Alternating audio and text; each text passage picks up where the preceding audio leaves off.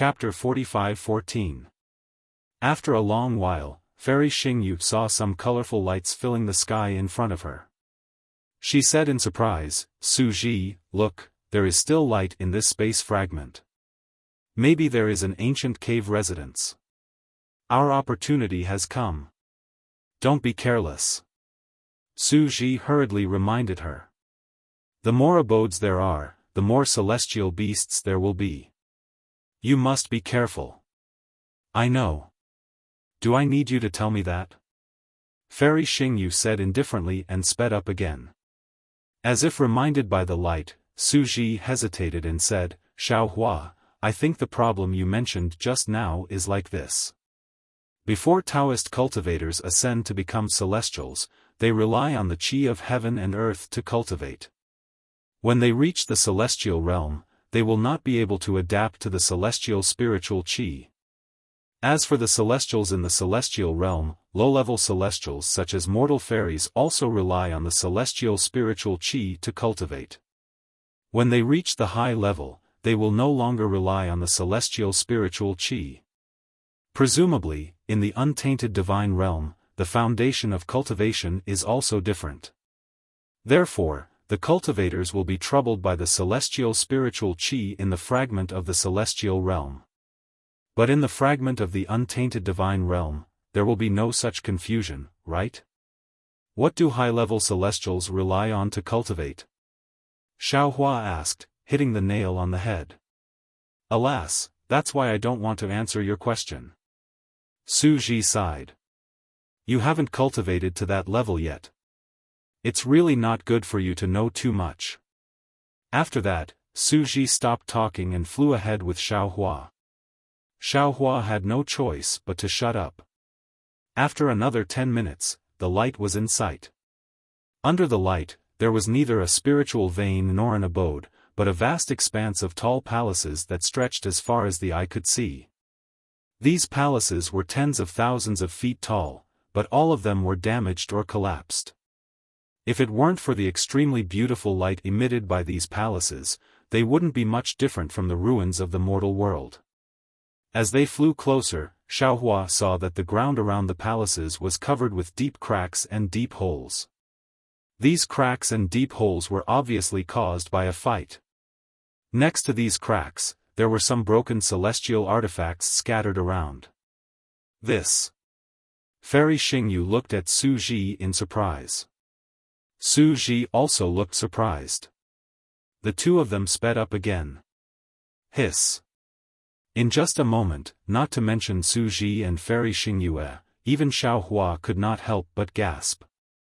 Because right before the overturned wreckage, there were already many wreckages of several thousand feet in length lying on the ground. These corpses were different from the corpses of the human clan. Most of them were wearing armors and holding some fairy weapons in their hands. Inside the armors, there was either nothing or some shells that looked like tree roots. Of course, there were also some corpses that had collapsed beyond recognition. "Something's wrong." Su Ji suddenly growled. He raised his hand and a spear-like immortal artifact fell into his hand. He glanced at the bottom of the immortal artifact and exclaimed, "Yi Qiong Heavenly Mansion? How is this possible?" Fairy Xingyu exclaimed as if she had seen a ghost. She also raised her hand and another empty armor fell into her hand. When she looked at the mark on the inside of the armor, her face was as incredulous as Su Ji's. This, how is this possible?" Then, Su Ji threw Xiaofan to the ground and said, "Stay here and don't move. Remember, don't move. This is very important." After that, without waiting for Xiaofan to answer, he rushed toward the dilapidated palaces in the distance. Of course, Fairy Xingyu was no exception. Her figure flashed, faster than the light shadow, almost surpassing Su Ji's figure. "Yi Qiong Heavenly Mansion?" Xiaofan naturally heard Su Ji's exclamation. He did not understand what this Yi Qiong Heavenly Mansion was. However, judging from the reactions of the two immortals, one was a law enforcer and the other was a law enforcer, this so-called heavenly mansion was definitely a famous place in the immortal realm. Moreover, since the two immortals did not want to go in with him, there must be some so-called secret of the immortal realm inside. Xiaohua naturally knew to stay where he was. Of course, Xiaohua only stood there for a moment before he came to his senses. Damn it, that's not right. This Xingyue palace was refined in ancient times. Since Su Ji and Fairy Xingyu know about this Yi Qiong heavenly mansion, this space fragment must have been left behind from the immortal realm in ancient times. In that case. Thinking of this, a smile appeared on Xiaohua's face. In that case, this Yi Qiong heavenly mansion must be a secret place in ancient times. There are endless secrets hidden inside. Damn it, this space fragment is a huge gold mine. Since I've already entered the gold mine, how can I return empty-handed? Since he knew that this collapsed palace was a famous secret of the immortal realm in ancient times, how could Xiaohua still stand in the distance obediently? He rolled his eyes and activated the flying technique of the soul cultivator. He stuck close to the ground and walked to another place. As he walked, he sensed his own space. Sure enough, as Fairy Xingyu had said, he could already sense his space here. Everything in the space could be taken out. Xiaohua even tried to put an empty armor and immortal weapon into the space. He could do the same. However, the armor and immortal weapon were not located in the original Shenhua continent. Therefore, Xiaohua kept some armor and immortal weapons into the space as he walked. Xiaohua also noticed some things like bracelets, rings, and storage bags. He did not even look at them. They were all put into the space. Xiaohua was already used to stealing things. It had even become a technique. There were many bodies lying on the ground outside the palace. They were either dense or sparse. When they were sparse, Xiaohua only took those bracelets, belts, and the like. When they were dense, Xiaohua took 4 out of 10 of them. This made it so that the density would become sparse and not arouse suspicion. Damn, these are all immortal weapons. The more Xiaohua walked, the more excited he became. This feeling of reaping without sowing was really rare and wonderful. However, after walking for a while, he didn't see Su Ji and Fairy Xingyue. Xiaohua walked to the other side of the hall. When he got there, Xiaohua suddenly stopped. He closed his eyes and seemed to be thinking. After a moment, he suddenly looked into the distance and thought to himself, that's not right. Previously, in front of the palace, those armors. Oh, I'll take it as the place where the immortals fell. The immortals seem to have fallen in one direction, as if, in the direction where I came from. These immortals seem to be blocking another pair of immortals. The direction of these immortals was similar to the direction where I came from. Moreover, there are more belts and rings here. These immortal weapons are also of a higher level. Could it be? Could it be? Thinking about this, Xiaohua wanted to release his divine sense, but after a short moment, Xiaohua shrugged his shoulders and said with a low chuckle, this Xiao came here as a mortal. Not only do I have no divine sense, I also have no magic power. I can't even open the storage pouch. All the strange things that have happened here have nothing to do with me. No matter what happens, I'm the most innocent. Xiaohua smiled. He carefully identified the direction and walked in one direction. Along the way, he used his mind to store all the immortal weapons, armors, and immortal slips into his space. Sure enough, in the time it took to finish a meal, a bottomless abyss appeared in front of them. Within the abyss, there were many 5-colored clouds. Amidst the clouds, 2 lights that were brighter than the sun floated within the abyss, illuminating the entire abyss. However, the clouds blocked the lights, so they could not be seen from a distance. Oh my God! As soon as Xiaohua approached the abyss, he immediately felt the spiritual pressure in the light shadow that was even more vast than that of Su Ji and Fairy Xingyu. Xiaohua felt as if a heavy hammer had hit his chest. He could not get close at all. This is a big fish. Xiao Hua was overjoyed and almost screamed. These must be two big shots who fought to the death. Xiao Hua did not hesitate and hurriedly released his mind. Sure enough, the spiritual pressure was like a mountain or an ocean, but Xiao Hua's mind could still get close. Of course, Xiao Hua's mind was just a trickle that could only flow around the light shadow. Even so, Xiao Hua could already see that these were two shells that were tens of thousands of feet in size. The shells were full of a mixture of golden and silver light. There were also two immortal weapons in the light shadow.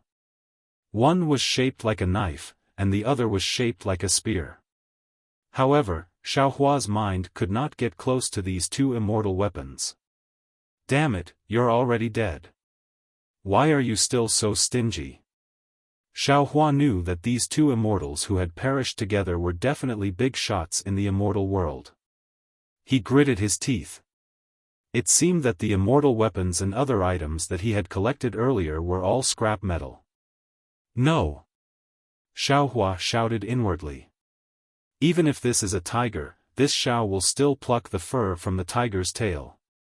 Thinking about this, Xiao Hua's mind flowed like a stream between the tens of thousands of feet large shell and the armor. His mind, was like a sympathetic person's hand that was extremely affectionate as it gently wandered around the wreckage. It was unwilling to cross over inch by inch. When Xiao Hua's mind passed through the armor and landed on the belt, Xiao Hua's mind saw something that looked like a jade seal. Xiao Hua did not hesitate at all. His mind moved like a hand and immediately put the jade seal into the space. Immediately after, a thumb-sized jade pillar and a pitch-black box were also put into the space by Xiao Hua. When Xiao Hua's mind was ready to leave the wreckage, he saw a pendant hanging on the belt. Xiao Hua put away the pendant, but he still wanted more. Damn it, if I'm not afraid of being discovered by Su Ji, this belt, tisk, forget it. The other wreckage was similar to this one. It also had a lot of harvest. In addition to the golden seal, there was also a pendant, a 5-claw-like pendant, a multi-pronged jade pillar, and a simple and unadorned key. Chapter 45:15. Phew. After looting the wreckage, Xiao Hua let out a long breath and said with a smile, finally, this trip was not in vain. In order not to arouse Su Ji and Fairy Xing Yu's suspicion, Xiao Hua hurriedly turned around and wanted to leave. However, just as he turned around, he suddenly froze on the spot. He hurriedly released his mind in disbelief. Sure enough, a moment later, Xiao Hua revealed a thoughtful expression and thought to himself, it's a little strange. These two, unknown immortals had clearly perished together. However, one of them is holding a weapon in both hands, the other is holding a weapon in one hand, and the other hand. Why is it covering his back armpit? His back armpit is obviously not injured, so why is he covering it there? There must be something he cares about there. Even if he dies, he must protect it. Thinking about this, Xiao Hua urged his mind and moved the immortal's hand away and placed it on the ground. Then, his mind penetrated into the armpit of the immortal. It was very strange. The immortal's body was different from the mortal's body. When Xiao Hua's mind penetrated into the armpit, the immortal's body actually split open as if it was melting. Then, a 9-colored brilliance bloomed. Within the brilliance, an indescribable polyhedron appeared. It seemed to be in this space, but also seemed to not be in this space. Of course, this brilliance flashed and the polyhedron was immediately taken into the space by Xiao Hua. This polyhedron was different from the fairy artifacts that Xiao Hua had taken into the space before. It fell into the space that had not been formed before. Seeing that the treasure was in his hands, Xiao Hua did not delay at all. He turned around and went to other places to continue searching for armor, fairy artifacts, belts, and other things. Xiao Hua originally thought that Su Ji and Fairy Xing Yu would find him soon. However, What puzzled him was that Su Ji and Fairy Xingyu did not appear for a full hour. Could it be that there is an even more powerful restriction in this palace? Xiao Hua looked at the palace in front of him. Although the huge stone pillars had collapsed, the beautiful stone walls were flashing with brilliance for a long time. Xiao Hua had some thoughts in his mind. However, he was very self-aware. If Su Ji and Fairy Xingyu could not escape from the restriction in the palace, how could he? Since he was not empty-handed, why should he take the risk? Especially if there were taboos within this hall, then wouldn't he have touched the bottom line of the immortal dimension? Su Ji and Fairy Xingyu did not fall into a predicament like Xiao Hua had imagined.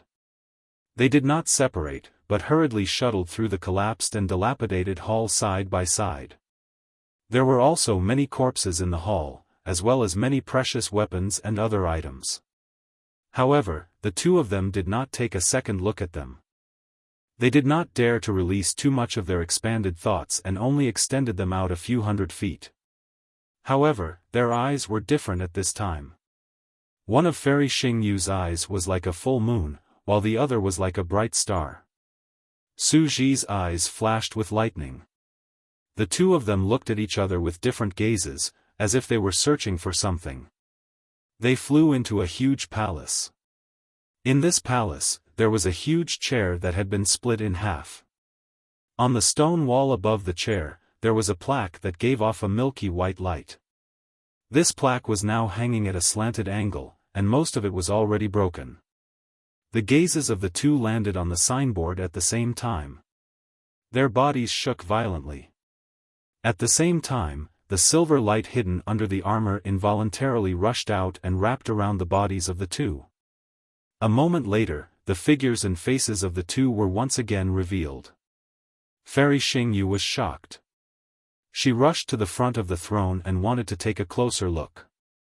However, before she could get close, the throne that had been split in half gave off an awe-inspiring aura, forcing Fairy Xingyu to retreat.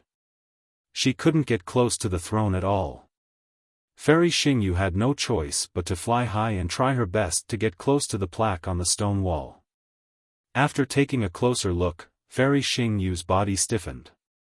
After a long while, she whispered, "How is this possible?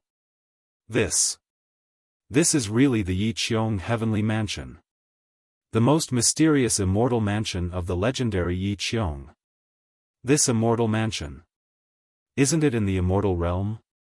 How did it become a realm fragment of Star Moon Palace?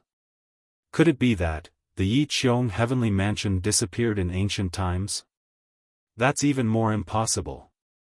Su Ji shook his head and said, "Yi Qiong is a celestial venerable who became a celestial venerable recently before we fell into the mortal world.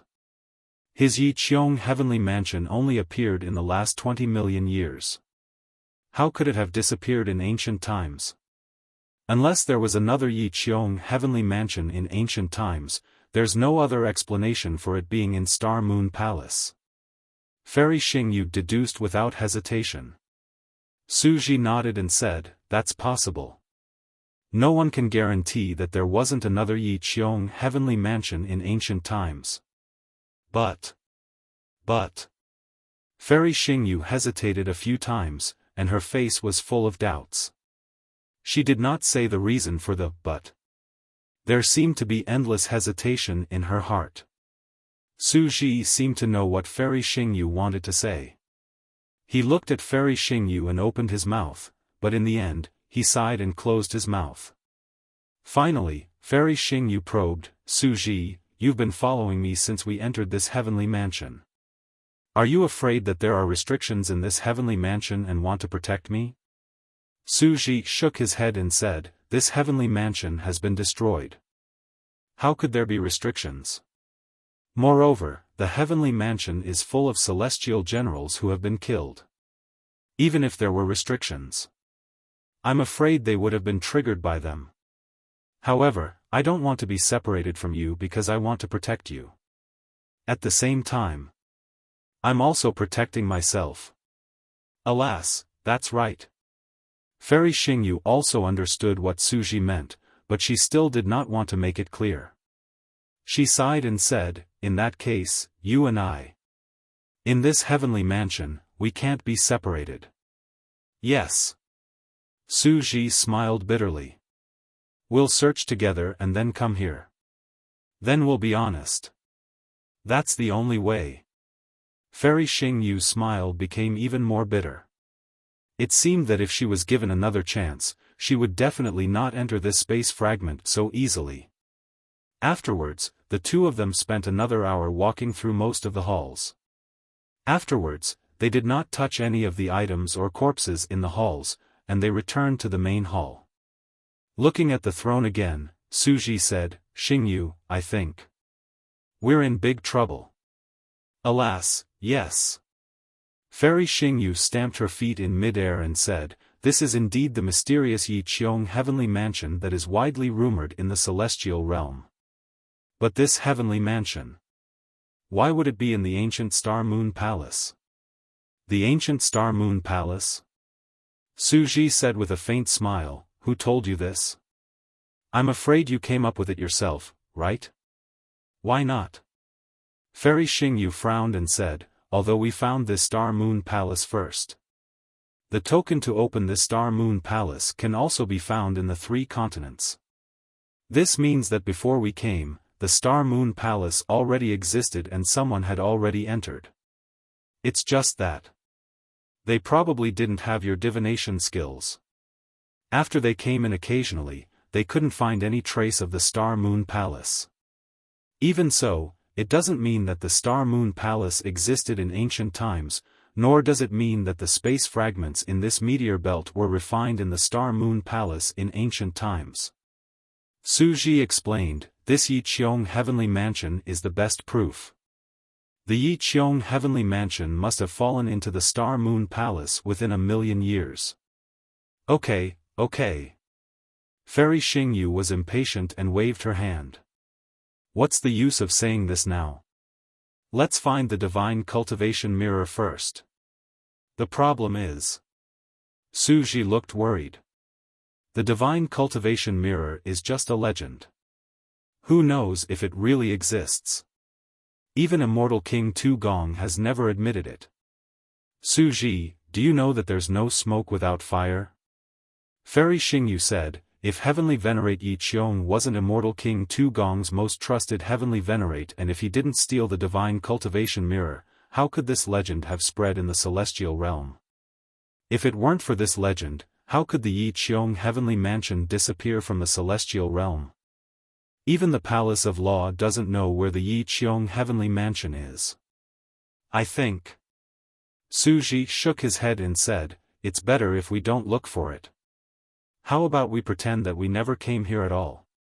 How is that possible? Fairy Xing Yu smiled bitterly and shook her head. From the moment we saw the Yi Qiong heavenly mansion, it was already difficult for us to escape from this strange vortex in the celestial realm. If you don't say it, I won't say it. Well, Xiaohua won't say it either. Plus, he doesn't know where this place is. Even if we return to the celestial realm, who would know that we came to the Yi Qiong heavenly mansion? Su Ji said sincerely. Su Ji, I believe you. I also believe that you will never tell anyone. Fairy Xing Yu shook her head. But I don't trust Xiaohua. This guy has too many secrets. I can't guarantee that after he ascends to the celestial realm and hears the legend, he won't think of this place. Plus, I don't believe in myself. If the Palace of Law wants to know what we have done in the mortal world all these years, they won't be able to see what we have seen here. But, Su Ji said earnestly, if we start looking for it, regardless of whether we find it or not, we will be killed. If we find it, we won't be killed. Fairy Xing Yu said with a smile. If we can't find it, we may not be punished. But if we don't find it, we may be guilty of a great crime. According to the legend, the cultivation mirror is the supreme cultivation method that can make one become a god. Whether you find it or not, it will be troublesome. Su Ji tried to persuade her again. He knew very well that if Fairy Xing Yu found the cultivation mirror, she would definitely give it to the Celestial Master of Law. If the Celestial Master of Law wanted to keep this secret, he would have to kill Fairy Xingyu. However, if Fairy Xingyu couldn't find the cultivation mirror and any immortals knew that she had come to the Yi Qiong heavenly mansion, they would definitely suspect that Fairy Xingyu had secretly kept the cultivation mirror. The wisest thing to do was to immediately leave this place and never mention this matter again. Even if the Celestial Masters or Celestial Kings searched their souls in the future, they could still maintain their innocence. Chapter 45:16. Yes, I know. Su Ji nodded. He flew to a corpse and released his extended thought to examine it carefully. Fairy Xingyu always said that Xiaohua was stingy and greedy. Now, it was her turn. She was much slower than Xiaohua. After a while, her celestial artifact could not hold too much. When she wanted to look for the storage celestial artifacts on the corpses, she found that most of the corpses did not have any storage celestial artifacts. Fairy Xingyu did not wait any longer. She threw away some of the low-quality celestial artifacts she had obtained earlier and put in better ones. Even so, looking at the many celestial artifacts in front of her that she could not take, Fairy Xingyu was very unhappy. Perhaps I should get Su Ji to collect more. Fairy Xingyu looked up at Su Ji, who was not far away. However, after watching for a moment, she was a little surprised. This was because Su Ji was observing more than taking action. He seemed to be searching for something. Su Ji, why don't you take these things? Fairy Xingyu was a little puzzled. What are you looking for? Su Ji looked up and replied, I'm not looking for anything. I just feel that these corpses seem to have been moved by someone. The storage celestial artifacts are all gone. Moreover, the armor and weapons on these corpses are all from the Yi Qiong heavenly mansion. We don't know how to refine celestial artifacts. Even if we take all these celestial artifacts, we can't use them. Instead of that, it's better to just take some as evidence. Even if you can't use them, you can take them to trade. Fairy Xingyu urged. We have been in the lower realm for so long that our cultivation can't catch up with our peers. If we don't get some elixirs and secret techniques, how can we cultivate to the celestial master level? Xingyu. Su Ji said, didn't you notice? Most of the corpses in the heavenly mansion have storage celestial artifacts. We can go back and take a few more. Fairy Xingyu blushed and said in a low voice, at that time, I was shocked and wanted to find the truth about the Yi Qiong heavenly mansion. I didn't notice this. Su Ji nodded and looked up at one of the corpses. He raised his hand and grabbed it. A jet-black software flew out from the corpse. He looked around and said, this is not bad. It's perfect for Xiaohua to wear. TSK. Fairy Xingyu rolled her eyes at Su Ji and said, he has worn it. How can I take it? The star armor's quality is average. Just give it to him. Su Ji responded with boredom. He was about to lower his head to search again when suddenly, several thoughts that were very similar to Yen Yen's came from afar like a gust of wind. They swept across the abyss, the corpses, and landed on Su Ji and Fairy Xingyu. That will was incomparably cold, filled with bloodlust and brutality. When it landed on the two of them, silver light immediately erupted. Ing Yen? Su Ji was the first to sense it. His expression changed drastically as he exclaimed, there's actually an immortal beast here? Fairy Xingyue's face was also pale. She moved her body and said, of course there will be immortal beasts. But immortal beasts with telepathy, how can we resist them? Let's go. Xiaohua. Su Ji hurriedly followed Fairy Xingyue and flew into the divine palace. However, after flying for a while, he realized something. Xiaohua is still outside the divine palace. This little guy. Fairy Xingyue said angrily, why didn't he wait in place? Why did he run? With that, the two of them moved like lightning in the direction of Xiaohua. The yin nian that fell on them was still like the wind, closing in on them step by step. Xiaohua was easy to find. Following the footprints he left behind earlier, Suji only flew for half a cup of tea's time before he saw the high slope filled with corpses in front of him. Xiaohua was holding a rod-shaped immortal tool that was several hundred zhang in size in his hand. He was clumsily climbing up, wanting to climb up the high slope. However, some immortal tools on the high slope were in a mess. Xiaohua accidentally fell into a huge armor. Xiaohua. Su Ji was both angry and amused. Before he could get close, he shouted, "Come back quickly. There are immortal beasts around the divine palace." Io, Senior. Hearing Su Ji's voice, Xiaohua hurriedly turned around and waved the immortal weapon. "Look, what did I find? This immortal weapon is just right for me." "Idiot!" Fairy Xingyue shouted, "How can you touch the immortal weapon here? Why don't you put it down quickly?" Xiaohua was stunned and asked curiously, "Senior, didn't you say there were immortal beasts? Wouldn't it be better for me to have one for self-defense? Why do you want me to put it down?" As he spoke, Su Ji had already flown close. Without saying a word, he raised his hand and pointed a finger. A bolt of lightning fell on the immortal artifact, causing it to shrink abruptly. Then, he waved his sleeve and was about to take Xiaohua away. However, even though the immortal artifact in Xiaohua's hand had shrunk, it was still incomparably heavy. Su Ji's figure was pulled down while Xiaohua's figure only flew up a few feet. "Throw it away quickly." Fairy Xingyue said anxiously, "The immortal beasts are coming soon. We have to hide in the divine palace quickly. If you take this immortal weapon, Su Ji can't fly quickly." "No." Xiaohua refused without hesitation.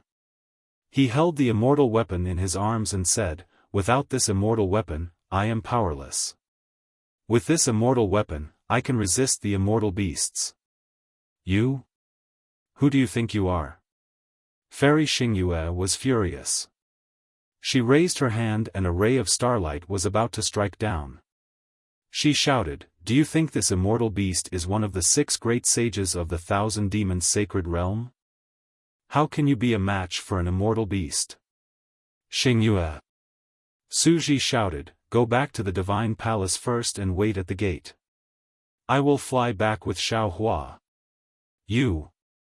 Fairy Xingyue was a little flustered and exasperated. She really didn't understand why Su Ji indulged Xiaohua so much. In her eyes, Xiaohua was just a mortal. Even if he had an immortal weapon, he couldn't be a match for an immortal beast. Fairy Xingyue stomped her feet and turned around to fly away. However, she stopped again after flying 100 feet. She opened her mouth and the previous star shuttle flew out again. At this time, the star shuttle landed in the air. It was different from before. Layers of immortal spirit chi swarmed into it and the entire star shuttle emitted a dreamy glow. In the air thousands of feet around the star shuttle, besides the immortal spirit chi, there was also a kind of frost-like cold air. Xiaohua thought that Fairy Xingyue was controlling the star shuttle to fly him and Su Ji. Unexpectedly, Fairy Xingyue raised her hand and pointed at the star shuttle. The star shuttle slowly rotated and hundreds of starlight rays emerged from the front of the star shuttle, piercing straight into the air. Fairy Xingyue turned her head and shouted, "Quick, I hope we can rush back to the divine palace before the immortal beast flies over. Go." Su Ji no longer waved his sleeve. Instead, he waved his hand. A bolt of lightning descended and sealed the space around Xiaohua. Then, with a loud roar, he grabbed the immortal artifact along with Xiaohua. His figure descended and flew towards the gate of the heavenly sanctum. Flying with Xiaohua and the immortal weapon was obviously a little too much for Su Ji. Big drops of sweat rolled down Suji's forehead and the silver light under the armor rushed out several times. Xiaohua was also in a dilemma. He wanted to throw the immortal weapon away several times, but when he saw the solemn faces of Suji and Fairy Xingyue, he knew that the immortal beast that hadn't appeared yet must be very powerful.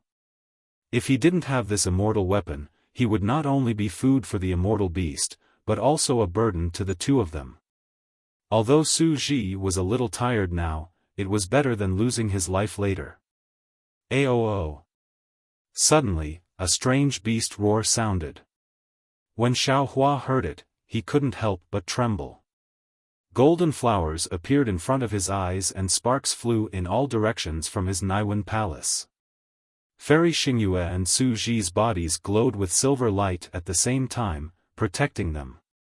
Xiaohua was below Suji. He could clearly see that when the silver light appeared, traces of blood seeped out of Suji's body. Nimbus Immortal Beast! Nimbus Immortal Beast! Fairy Xingyue panicked.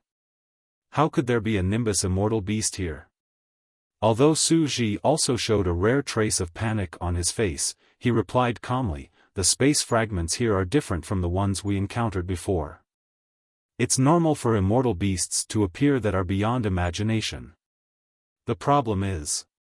Fairy Xingyue urged the star shuttle and shouted, "If we were at our peak strength, we might be able to defeat this Nimbus Immortal Beast. But now, how can we resist this Nimbus Immortal Beast?" Divine Palace. Suji didn't mention the name of the Yi Qiong Heavenly Palace. He only said that it was the Divine Palace path. We didn't see the Nimbus Immortal Beast around the Divine Palace before. This immortal beast must be afraid of the Divine Palace's restrictions. We can hide in the Divine Palace. That's the only way. Suji mentioned the Divine Palace again, as if to encourage Fairy Xingyue. Fairy Xingyue gritted her teeth and flew toward the gate of the Divine Palace. Xiaohua also frowned and asked in a low voice, "Senior, what kind of immortal beast is this Nimbus Immortal Beast? Why is it so powerful?" "It's not appropriate to mention it now," Suji said lightly. "When you see it, you'll naturally know. In fact, it doesn't have to be this Nimbus Immortal Beast. In other places outside the meteor belt, those immortal beasts are not as cruel and fierce as the Nimbus Immortal Beast. Ordinary cultivators are definitely no match for it." After saying that, Suji ignored Xiaohua and focused on flying toward the gate of the palace. Awo! Seeing the gate of the Divine Palace appear in front of her, Fairy Xingyue's face was filled with joy. Suddenly, she heard a roar coming from high up in the sky. Xiaohua looked up and saw three strange immortal beasts that were several hundred zhang in size flying over like shooting stars. Before they could even get close, Xiaohua felt a chill in the surroundings, and a bloody smell emerged out of nowhere. Moreover, within the space, there were some faint spots that appeared. These spots were like ferocious eyes that stared at the three of them. Looking at the place where the clouds were surging, the so-called Nimbus Immortal Beast's figure was revealed. This immortal beast looked like a huge stork. There was a scarlet bulge on its head, and this bulge was covered with marks of different sizes. Around these marks, there was a boundless amount of immortal spiritual energy clustered around them. Chapter 45:17. The head of the flying dagger immortal beast was flat and slightly long, like several sickles tied together. Its long, flying sword-like beak was the blade of the sickle. The neck of the flying dagger immortal beast was extremely long, with several thick tendons entwined together. Below the neck was the body of the beast, which was covered with triangular scales. The edges of the scales were either covered with fiery red fine fur or flat feathers. Strings of sparks splashed out from within from time to time. Two pairs of bone wings stretched out from the waist of the flying dagger immortal beast. There were very few feathers on the bone wings, only some sharp protrusions. Every protrusion had a corresponding mark. The tail of the flying dagger immortal beast was also extremely long. This tail was segmented, and as it swung, layers of mysterious crimson runes emerged from the roots and surged to the tip of the tail. The tip of the tail had some fiery red markings. The markings seemed to be on the tip of the tail, but also seemed to be in the void. It gave off an unreal feeling. As for the abdomen of the flying dagger immortal beast, the 3 sharp claws that reached into the void occasionally slashed, creating cracks in the void. Damn it! Although he had not fought with the flying dagger immortal beast yet, Xiaohua had already sensed its power. We should let the golden-winged great rock take a look at this place. If nothing goes wrong, even the first great saint of the demon clan may not be a match for this immortal beast. Senior. Xiaohua smiled bitterly. This is the rhythm of a dead man. I remember that Zhu Qing did not say that the Star Moon Palace was so terrifying back in the Bronze Pillar country. How would Zhu Qing know the details of the Star Moon Palace? Su Ji looked into the distance, still wanting to rush into the Yi Qiong Heavenly Palace before the flying dagger immortal beast arrived. He only said casually, if you want to find opportunities in the Star Moon Palace, how can you not pay a price? Oh, no. As he spoke, the 2 flying dagger immortal beasts in front of him suddenly accelerated and disappeared in a flash. At the same time, fiery red bubbles began to appear in the void in front of Xiaohua and the others, like boiling water. Damn it! Fairy Xingyu cursed angrily. She rubbed her hands together in a hurry. Clusters of star-like mist mixed with brilliance fell into the void. Then, the rotating star shuttle suddenly exploded. Hong hong hong. Tens of thousands of star fragments rushed out of the star shuttle and fell towards the void, causing the surrounding space to collapse. At the same time, in front of the star fragment, layers of red flames surged out and enveloped an area of 100 miles. When the star shatter met the flames, it exploded everywhere. Fortunately, Fairy Xingyu was the first to react. The star shatter formed a kind of defense, blocking all the flames from reaching the crowd. However, in just a few breaths, a fierce aura rushed out from the flames in the distance. The space within hundreds of feet was extremely distorted.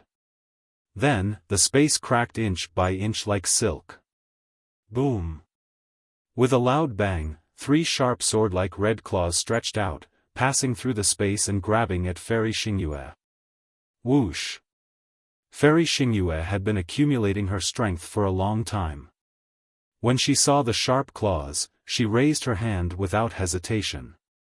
Silver light rushed out from her body. Her saber, like a moon, cut across the sky and slashed at the 3 sharp claws. Clang! A golden sound suddenly rang out. Flames appeared on the flying dagger immortal beast's sharp claws. Layers of runes were split in half, and blood was faintly visible. Suddenly, with a roar, the flying dagger immortal beast's sharp mouth appeared in the space in front of Fairy Xingyue's chest. This sharp mouth broke through Fairy Xingyue's star moon saber at lightning speed and landed on Fairy Xingyue's heart. Be careful. Su Ji was shocked. Just as he was about to move his body, a fierce aura descended from the sky above his head, causing Su Ji's body to fall slightly. Go to the door first. Su Ji did not forget Xiaohua, who was under him. With a wave of his arm, Xiaohua flew out like a meteor. Su Ji had just thrown Xiaohua out when 3 red claws formed a triangle and covered Su Ji in the sky. Even if Su Ji wanted to help Fairy Xingyue, he could not. However, at this moment, Fairy Xingyue waved her other hand again. Her saber was like a star, drawing a star curtain in front of the beast's mouth. Boom! The beast's mouth hit the star curtain and instantly broke it. Under this huge force, Fairy Xingyue's entire body flew out like a fallen leaf. Damn it! Su Ji was furious. The silver light around him shone brightly. Then, with a wave of his hands, layers of thunderbolts flew out like a tide and rushed high into the sky. The thunderbolts were like a tide, but the flying dagger immortal beast's sharp claws were like reef rocks. When they fell, they shattered the thunderbolts. The moment the thunderbolts blocked the flying dagger immortal beast, a dazzling thunderbolt flashed between Su Ji's eyebrows. Waves of thunderbolts flashed like spikes from within.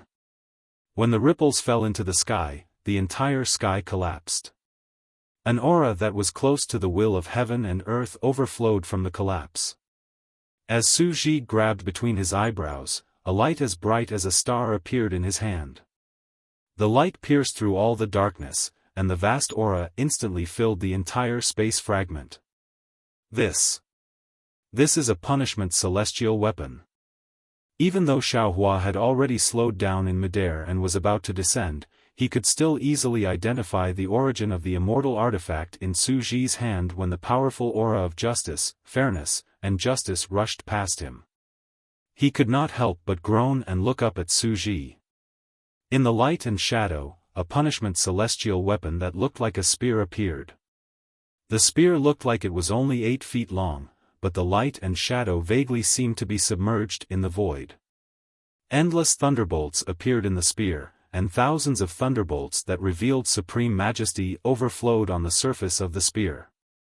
Su Ji held the spear, and without any hesitation, he stabbed it toward the top of his head. Where the spear landed, the entire space was pierced, and the space within 100 miles was also transparent. In this transparent space, another flying dagger immortal beast could be seen, and a terrifying expression appeared on its ferocious face. However, the punishment celestial weapon only pierced a few feet. Ka ka ka.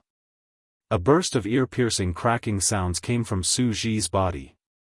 The armor on Su Ji's body broke, and pieces of flesh burst out from the armor. Even the space between Su Ji's eyebrows had a bloodstain that looked like a thunderbolt. In the bloodstain, white bones could be seen. Humph. Su Ji coldly snorted, and his hand that was controlling the punishment celestial weapon did not stop. He did not care about the collapse of his body at all. He wanted to kill the flying dagger immortal beast before he was powerless. Unfortunately, wishes were always beautiful, and the things in the world would never change because of true feelings. The punishment celestial weapon only pierced another 10 feet before the thunderbolts around it were gradually extinguished. The soaring aura was also contained within the spear. What was special was that the spear rapidly shrank until it was less than a few inches long, and it automatically fell between Su Ji's eyebrows. Aogg. The flying dagger immortal beast that almost died in the punishment celestial weapon suddenly let out a roar. It didn't escape, but it charged out from the void toward Su Ji. Su Ji hurriedly waved his hand and a spear-like celestial weapon appeared in his hand. Woo! He stabbed at the flying dagger immortal beast. Su Ji rarely showed his skills, but this spear was amazing. Although the celestial weapon didn't have much celestial spiritual energy, it still dodged the flying dagger immortal beast's attack and stabbed into the flying dagger immortal beast's body from a strange angle. Boom! The flying dagger immortal beast roared angrily. Thousands of flames appeared on its scales and instantly wrapped around the celestial weapon. Moreover, the flying dagger immortal beast's huge tail swept up a gust of wind and hit Su Ji's back. Facing the flying dagger immortal beast's close-range attack, the silver light around Su Ji's body surged. Waves of lightning also flashed under the flying dagger immortal beast's tail. Pa pa pa. In the crisp sound, several layers of lightning were destroyed. Su Ji's body was also swept by the flying dagger immortal beast's tough tail and fell like a stone. Damn it! Seeing the two celestials who had just met the two flying dagger immortal beasts and were at a disadvantage in the first exchange, Xiaohua couldn't help but curse in a low voice. He understood that the two celestials couldn't gain any advantage in close-range combat with the flying dagger immortal beasts. However, the main reason was that the two of them were in their physical bodies and not celestial spiritual bodies. They couldn't use celestial weapons and didn't even dare to use too much celestial spiritual energy. If too much celestial spiritual energy entered their bodies, not to mention fighting with the flying dagger immortal beast, even their own physical bodies would collapse first. What should we do? Xiaofan naturally wouldn't stand by and watch, even if his previous plan was exposed. He only pondered for a moment, and the space between his eyebrows also flashed with a dark green light. His figure also stopped and prepared to return to help. But at this moment, a sharp flying sword pierced through the void and directly fell on the top of Xiaohua's head. This sharp and heavy was extremely heavy. Xiaohua felt as if a huge mountain was falling from the sky. How could Xiaohua dare to be negligent? Raising his head, he saw several three corpses in thunder. He saw that in the surrounding void, one after another, green seal text rushed out and set up a lightning array within a few li. Rumble. Just as Xiaohua's lightning and thunder technique was used, the third flying dagger immortal beast had already pounced. This flying dagger immortal beast was clearly smaller than the previous two, but the power that rushed out was not something Xiaohua could withstand. The flying dagger immortal beast's 3 legs fell and the beast's mouth fell, destroying the exploding 3 corpses in thunder. Even the other green seal text scattered in the space were destroyed by the flying dagger immortal beast's tail. Damn it! How is this possible? Xiaohua finally experienced the power of the flying dagger immortal beast. He cursed loudly, even I am not a match for this flying dagger immortal beast. In the entire 3 continents, who can pass through this spatial fragment? Whoever comes will die. Although he cursed like this, Xiaohua's body still flashed with golden light, wanting to activate his transcendence golden body.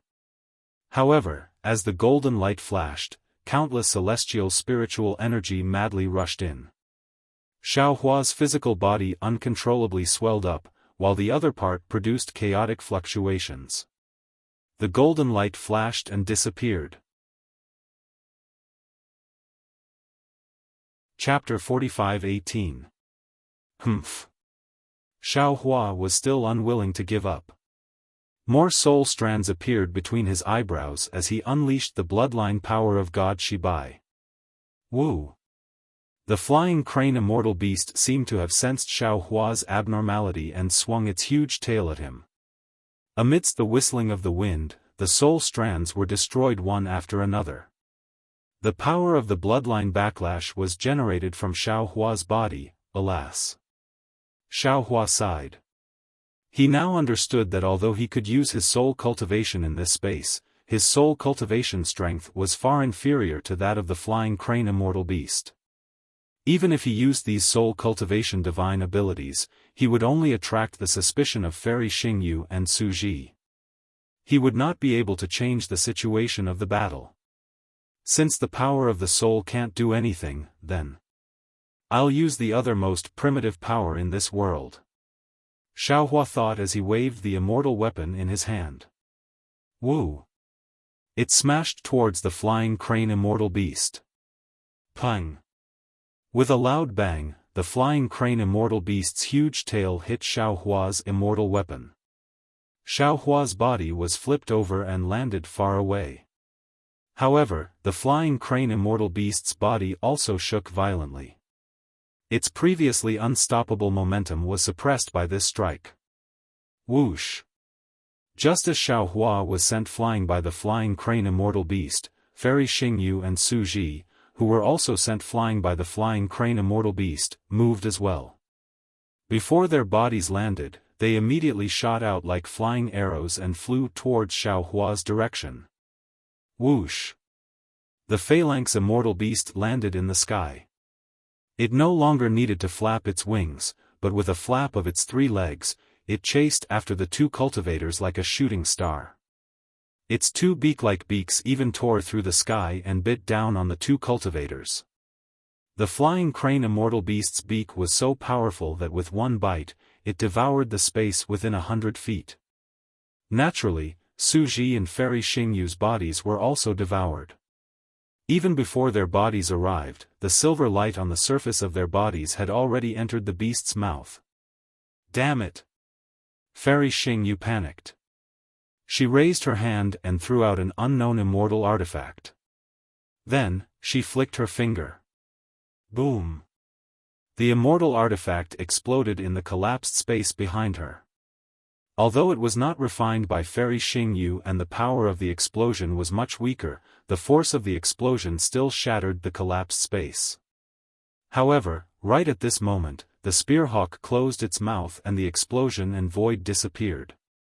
When it opened its mouth again, everything was gone. This is the power of the flying crane immortal beast. Fairy Xingyue was also shocked. She thought to herself, I'm afraid that it's really as recorded in the ancient books of the Palace of Justice. Only the energy-gathering celestial has the power to win. However, while Fairy Xingyue was still in shock, she used the previous explosion and the shockwave to fly far away. What Fairy Xingyue could think of and do, Su Ji could do as well. Su Ji did not wait to land. With a wave of his hand, several thunderbolts roared and rushed out. He also moved close to the ground. At this time, Su Ji did not care about the collapse of his body. Silver light danced on the surface of his body like a flickering shadow. In the blink of an eye, he was more than 1,000 feet away. Woo! The flying crane immortal beast that attacked Su Ji swept its tail. The entire space was filled with the explosive sound of immortal spirit chi. The space was split open by the flying crane immortal beast. Su Ji didn't dare to fight anymore. He raised his hands and 2 lightning swords shot out. Although they only managed to shatter a few of the scales on the tail, Su Ji had already reversed the force from the tail. Using the ingenious method of borrowing force to counteract force, he accelerated once again. Woo! Seeing that Su Ji and Fairy Xingyue had dodged the 2 attacks and took the opportunity to escape, the 2 flying crane immortal beasts were furious. They spread their wings and rushed into the air. In a flash, they flew above the 2 people. Then, the top of the 2 flying crane immortal beasts' heads lit up. The red bulge suddenly shone brightly. Dozens of fist-sized flames flew out from this light and covered Su Ji and Fairy Xingyue.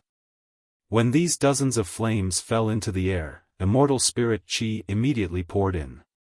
The flames suddenly turned into pillars of fire and fell with a loud bang, trying to imprison Su Ji and Fairy Xingyue. Damn it! It's really like a tiger being bullied by a dog. Fairy Xingyue was really angry. Even if the flying crane immortal beasts were powerful, when had she ever been bullied to this extent by immortal beasts? She could not help but curse. The silver light around her was activated like a waterfall. The star blade and the moon blade in her hands swung out respectively. The saber light was like lightning, immediately splitting several pillars of fire. Even the star shuttle that was flying with Fairy Xingyu pierced into one of the pillars of fire and destroyed it. However, just as these pillars of fire were extinguished, a slightly cold flame seeped into Fairy Xingyue's silver light and quickly entered her body. Oh no! Fairy Xingyue was really anxious when she saw the flame invading her body. She did not care about destroying the pillars of fire anymore. She pointed her thumb at the top of her head. Poof! The brilliance of the stars and moon poured down like a spring, protecting her body. The brilliance rushed toward the flame, trying to extinguish it. Just as Fairy Xingyue was trying to save herself, the flying crane immortal beast's thick tail swept down from the void again, aiming for Fairy Xingyue's chest. Now that Fairy Xingyue was in danger, how could Su Ji, who only had 40% of his cultivation in the immortal world, escape? The sparks that flowed out of the flying crane immortal beast's head turned into pillars of fire that trapped Su Ji. Su Ji waved the lightning in his hand and destroyed several pillars of fire in front of him. Suddenly, he realized that the flame was like flowing water, following the lightning in his hand and invading his body. Su Ji did not hesitate at all. With one hand like a knife, he cut off his other hand from his body. At the same time, he opened his mouth and a thunder talisman surrounded by lightning was about to spit out. However, the flying crane immortal beast's 3 legs fell from 3 directions. Su Ji did not know how many of them his thunder talisman could block. At this critical moment, the cries of the flying kite immortal beasts rang out once more. 2 even larger flying kite immortal beasts descended from the sky above the blazing sky palace. Damn it! Su Ji and Fairy Xingyue were shrouded in the shadows of the flying crane immortal beasts. It was as if the shadow of death had fallen. Both of them were disheartened. However, just as the 2 of them looked at each other with despair in their eyes, a strange sound rang out again. Ga, Su Ji and Fairy Xingyue were stunned. When they looked above them again, they were ecstatic. This was because the next 2 flying crane immortal beasts' legs did not land on Su Ji and Fairy Xingyue, but on the backs of the first 2 flying crane immortal beasts. The 2 flying crane immortal beasts, who were determined to kill Su Ji and Fairy Xingyue, did not dare to kill them. They spread their wings and swung their tails high into the sky, crushing the space within a few hundred feet to meet the 6 sharp claws. The sharp claws collided with the tails. Amidst the roar, the 2 smaller flying crane immortal beasts tumbled violently in the air. The larger flying crane immortal beast showed no mercy. Its sharp claws danced and grabbed the 2 smaller flying crane immortal beasts' backs, instantly tearing off some of their scales. The 2 smaller flying crane immortal beasts also swung their claws while tumbling, waiting for an opportunity to counterattack. Damn it, this is what it means to meet a worthy opponent. You guys have a good fight.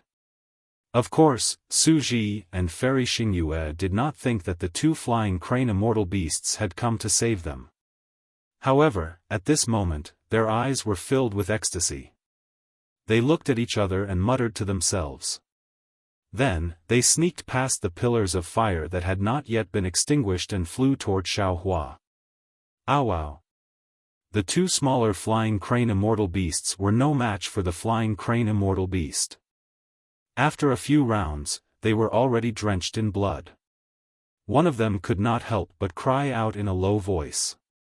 While Xiaohua was sent flying by the flying crane immortal beast, the flying crane immortal beast was also blocked in midair. The flying crane immortal beast was stunned at first, then its bestial nature erupted. Its wings flapped crazily, and 3 sharp claws slammed down like rain, wanting to slap Xiaohua, this little thing, to death. Seeing that the flying crane immortal beast did not activate its flames and only used its sharp claws, Xiaohua was overjoyed. He waved his immortal weapon with both hands and used the ethereal steps. He used the sky-piercing staff technique to fight the flying crane immortal beast. Although Xiaohua was powerful now and was not restricted by the 9 levels of essence force of the 3 continents in this space fragment, he could not be compared to the essence-gathering immortal that Fairy Xingyue had imagined. After fighting with the flying crane immortal beast's sharp claws for a while, he already felt weak and numb. The flying crane immortal beast took advantage of the chaos and swung its claws at Xiaohua's body. Xiaohua's body, which was incomparably tough in the Thousand Demons sacred realm, was as weak as mud under the flying crane immortal beast's claws. Several bloody marks instantly appeared. While Xiaohua was greatly shocked, his figure swayed, and he just dodged the sharp claws when the flying crane immortal beast roared and opened its mouth. The space above Xiaohua's head was swallowed up, and an extremely powerful suction force enveloped Xiaohua along with the ground. Seeing that the ground nearby was about to be torn apart, some corpses on the ground were being sucked in, and even some immortal weapons were being swallowed by the flying crane immortal beast. Xiaohua was quick-witted. He waved the immortal weapon in his hand and picked up the armor, immortal weapons, and other items within a radius of several hundred feet. He swept them into the flying crane immortal beast's mouth and used the momentum to escape into the distance. Boom boom. The flying crane immortal beast's suction force was very powerful.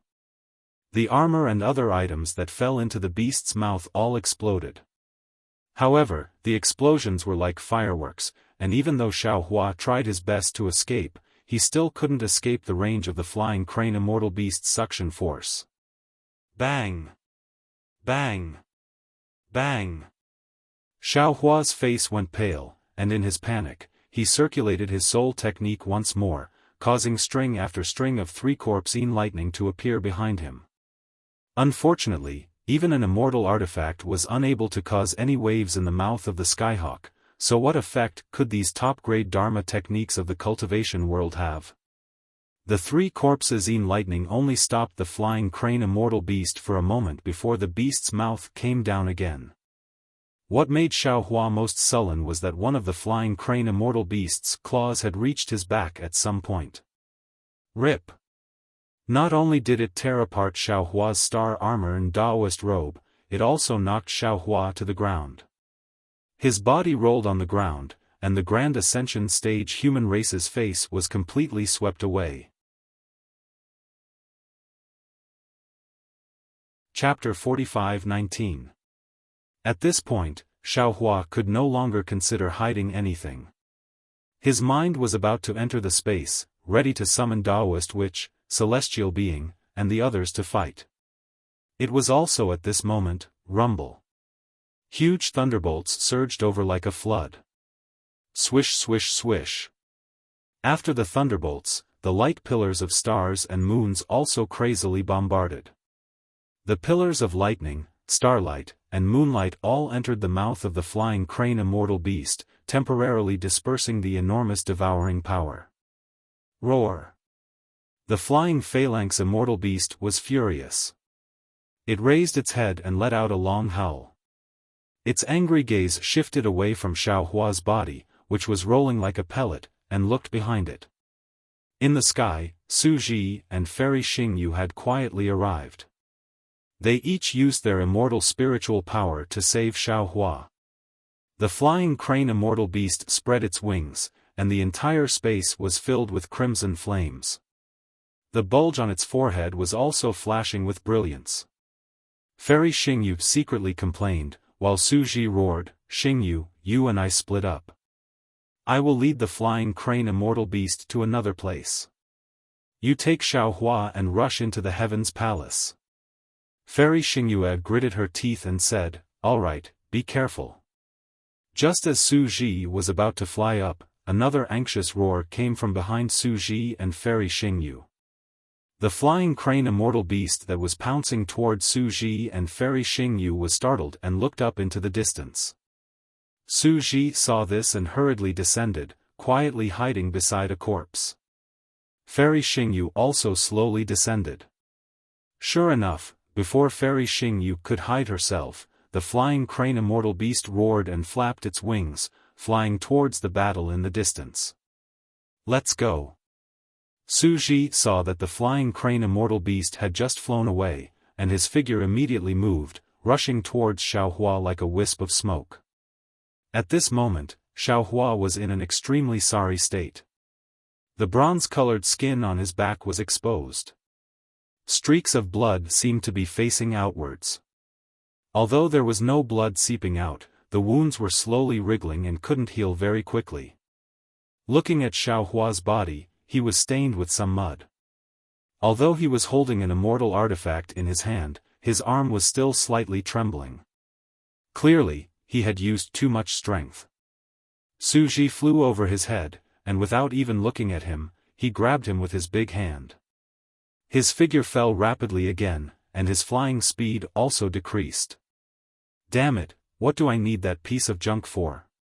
Fairy Xingyu, who had originally been following Su Ji, overtook him all of a sudden. She looked at the immortal weapon Xiao Hua was talking about and said in a low voice, "Even if you have it, you are no match for the winged crane immortal beast." "Big sister." Xiao Hua laughed bitterly and said, "With this, I might not be able to defeat the flying crane immortal beast, but I can at least preserve my life. If you don't have it, you can only collect my corpse. Quick." Su Ji had been paying attention to what was behind him. At this moment, he urged loudly, "Xingyu, don't say any more. The flying crane immortal beast has already noticed that we have left." Hearing this, Fairy Xingyu naturally turned her head back. Sure enough, with the addition of the last Nimbus immortal beast, the situation of the battle immediately became complicated.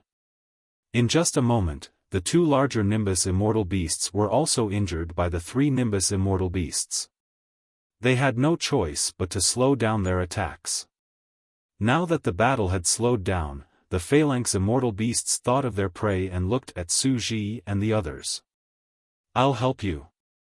Fairy Xingyu did not dare to be negligent.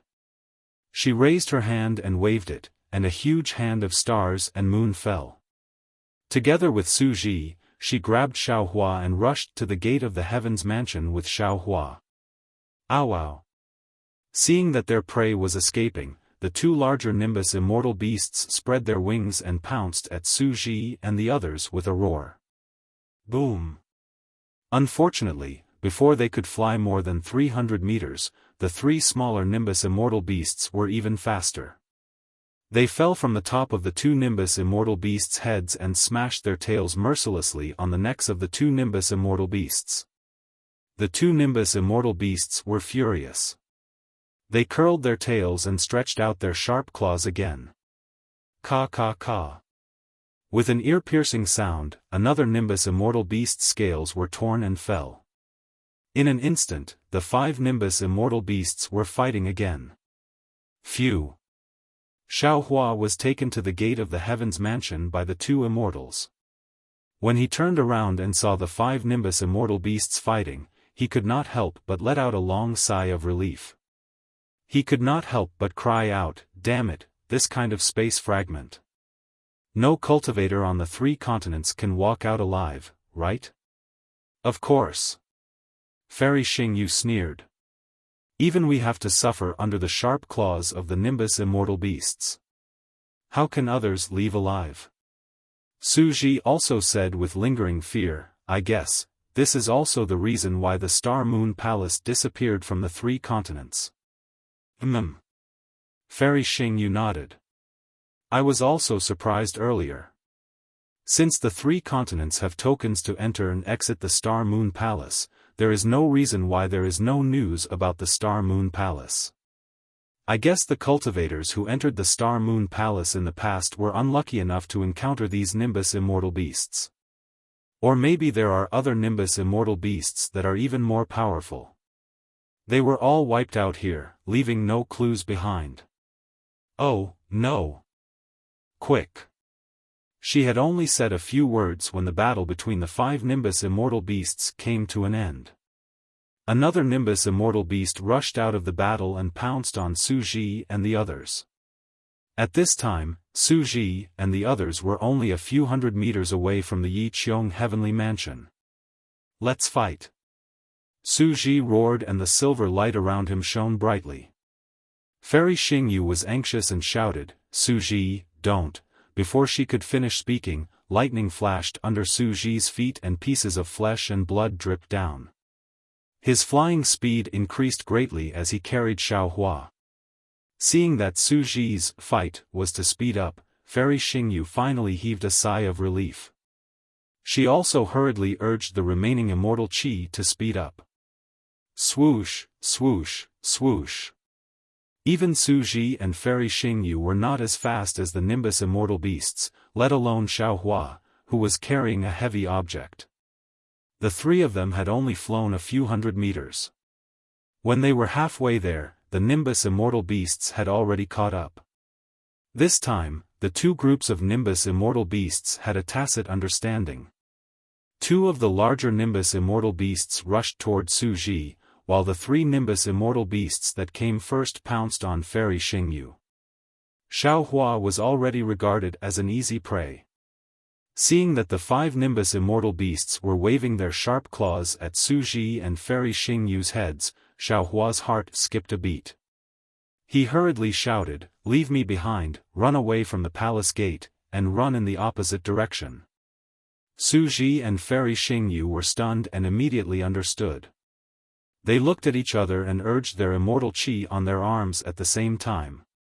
They threw Xiaohua toward the palace gate, turned around, and rushed into the distance. Seeing that the three of them had separated, the five Nimbus immortal beasts were obviously stunned. However, they did not have much time to think about it. Su Ji and Fairy Xingyu sped up. Just as one of the Nimbus immortal beasts was about to pounce on Xiaohua, the other two Nimbus immortal beasts roared and stopped the Nimbus immortal beasts from splitting up. As a result, the 5 Nimbus immortal beasts turned their wings and flew toward Su Ji and Fairy Xingyu. Xiaohua's figure landed on the ground without a trace of stagnation. He flew toward the gate of the heaven's abode like flowing water. It was only a distance of a few hundred meters. In the past, he could cover it with just a few steps. Now, it was a matter of life and death. Boom! Xiaohua had just flown halfway when he heard a roar behind him. Xiaohua panicked. Damn it, aren't these Nimbus immortal beasts too powerful? Sure enough, when he looked back, Su Ji and Fairy Xingyu were already tumbling in the air and flying toward the palace gate. At this time, Xiaohua himself had not reached the palace gate. Su Ji and Fairy Xingyu heard Xiaohua's words and immediately came to their senses. They threw Xiaohua aside and flew in the opposite direction of the palace gate. After flying for a while, the 5 Nimbus immortal beasts had already flown above their heads and their sharp claws slammed down. At this time, Su Ji and Fairy Xingyu had a tacit understanding and swapped their positions. The exchange between the two of them was easy, but the attack of the 5 Nimbus immortal beasts was not easy to distinguish. Ka ka ka. The wings of the two groups of Nimbus immortal beasts collided almost at the same time. In an instant, the 5 Nimbus immortal beasts pounced on each other again. Of course, this time, the Nimbus immortal beasts had learned their lesson. After swapping positions, they split up again and swung their tails at Su Ji and Fairy Xingyu. Su Ji and Fairy Xingyu had quietly retreated a little when the Nimbus immortal beasts were fighting. When they saw the huge tails sweeping toward them, they were overjoyed and activated their immortal artifacts to block them. Boom boom. 2 loud sounds rang out in succession. Su Ji and Fairy Xingyu were sent flying by the huge tails. Wasn't the direction of the heaven's abode palace gate? Damn it! Although the two immortals seemed to be in a sorry state, they were about to crash into the heaven's abode like meteors. Xiaohua was still thousands of feet away from the heaven's abode palace. Then, he rolled his eyes and raised his hand to pick up the immortal artifact. He pushed against the ground and exerted force in his hand. Woo! His whole body flew straight for more than 100 feet and landed on the ground. Then, Xiaohua stumbled and ran for a few more feet. Once again, he pushed against the ground and his body flew again. After a few more times, and with Xiaohua's secret soul cultivation flying technique, he managed to chase Su Ji and Fairy Xingyu back. Rise! Seeing Xiaohua push himself up again, Su Ji and Fairy Xingyu understood. They stretched out their hands at the same time and grabbed Xiaohua's body with their immortal qi. Then, the 3 of them rushed through the gate of the heaven's abode palace.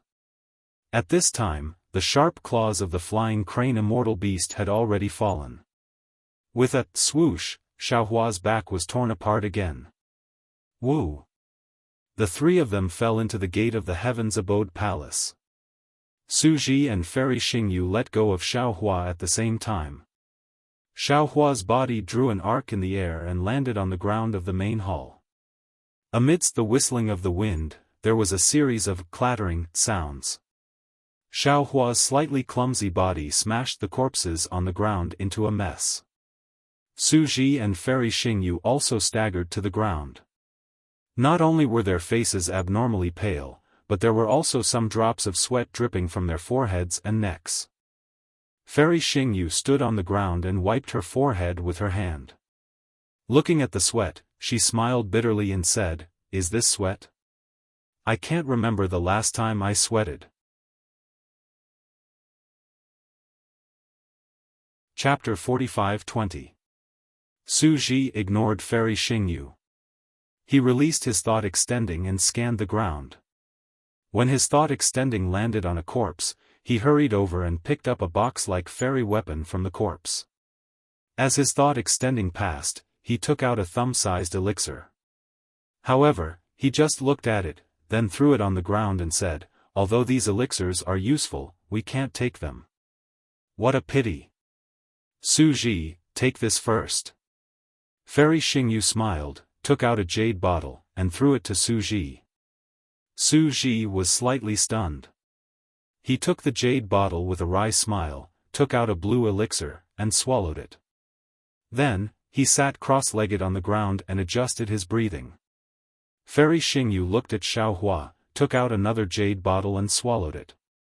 Then, she looked at Xiaohua and asked, "Xiaohua, these elixirs I refined are not suitable for you. Your injuries seem to be superficial. As long as you get out of this space fragment, you should be able to heal yourself, right?" "Senior, you're right." Xiaohua nodded. "I don't need to waste elixirs. This junior will stand guard for the seniors." "No need. It's safe in the Heaven Mansion now."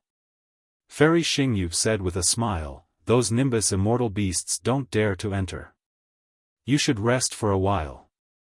We'll discuss." Unfortunately, before Fairy Xingyu could finish speaking, another roar of the Nimbus immortal beasts came from outside the door. Then, a gust of wind and flames rushed in from outside the door. The smaller Nimbus immortal beast was the first to rush in. "How is that possible?" Startled, Fairy Xingyue cried out, "If these flying jade immortal beasts could rush into the Heaven Mansion, the Heaven Mansion would have been in a mess. Now, there are no traces of the Nimbus immortal beasts coming in and out of the Heaven Mansion. They obviously don't dare to come in. Maybe they couldn't before." Su Ji suddenly opened his eyes, glanced at the Nimbus immortal beasts rushing in, and said, "They didn't even dare to get close to the Heaven Mansion. Now, I'm afraid they don't have any scruples. The Heaven Mansion is going to suffer." Hiss. Although Su Ji said Yiqiong Heavenly Prefecture, Fairy Xingyu knew what he meant. When the three of them arrived at the Yiqiong Heavenly Prefecture, the entire Heavenly Prefecture did not show any signs of being destroyed by the flying crane immortal beast. Clearly, the aura of the corpses of the two celestial venerables had forced them to stay away. Now that they had collected the corpses of the two celestial venerables, the aura of the two celestial venerables had disappeared. Naturally, the phalanx immortal beasts could approach the immortal mansion without fear. Although there was a restriction around the immortal mansion, it was limited to the surroundings. They didn't know how to activate the restriction in front of the door, so the phalanx immortal beasts could enter the immortal mansion. Motherfucker. Even this so-called heavenly abode can't stop the flying kite immortal beast. Are we all going to die here? This shard of the celestial realm is really killing me. Xiaohua was even more shocked, and he cursed furiously in his heart. But he didn't dare dally, and he waved his immortal artifact to greet them while he said, "Senior, quickly heal your injuries. I'll obstruct them for a while. Get out of the way." How could Su Ji still care about healing? He hurriedly got up and shouted, "Xiaohua, you're no match for them." As he spoke, Su Ji raised his hand and grabbed. A shadow condensed from lightning had already passed through his hand and landed on the flying kite immortal beast. Whoosh! How could the flying kite immortal beast be afraid of this shadow? It opened its mouth and spat out a crimson pillar of fire, which collided with the palm shadow. With a boom, the pillar of fire was annihilated, and the shadow also disappeared. That powerful airflow almost flipped Xiaohua over. Ow ow! At this time, behind the flying kite immortal beast, another flying kite immortal beast was obviously bigger. It seemed to be another group. Xingyue. Su Ji raised his head and looked around, then shouted, "Let's split up and rush into the heavenly abode to see if there's a restriction to avoid the flying kite immortal beast." Okay. Fairy Xingyue hesitated for a moment, then her figure flashed and flew in another direction. Senior. Seeing that Su Ji was coming to save him, Xiaohua hurriedly shouted, "Although I don't have any magic power, I know the art of fighting. The main hall of the heavenly abode is not like the outside. There are pillars, corridors, and other obstacles. Although the flying kite immortal beast is powerful, it may not be able to do anything to me. Senior, you'd better hurry to the depths of the heavenly abode to find a way to kill the flying kite immortal beast. Now, there are only 5 flying kite immortal beasts. We can still deal with them. If a few more come, we'll really die without a burial place. As he spoke, Xiaofan waved his celestial artifact again, and his figure jumped into the distance. His figure was quite agile, and he was hiding behind a huge pillar. Ow ow. At this time, the flying kite immortal beast had already stretched out its sharp claws to grab Suji. The other flying kite immortal beast flapped its wings and flew toward Fairy Xingyue. Okay. Suji thought for a moment, then quickly retreated and shouted, "Be careful. I remember that there is a smaller hall in the depths of the heavenly abode. Go in and hide first." Crack. Just as Suji finished speaking, the flying kite immortal beast's sharp claws had already clawed down. As Suji dodged, the floor of the main hall was already cracked by the flying kite immortal beast's claws. Suji looked at the entrance of the hall again, and then he flicked his finger, causing a ball of lightning to shoot out. Rumble.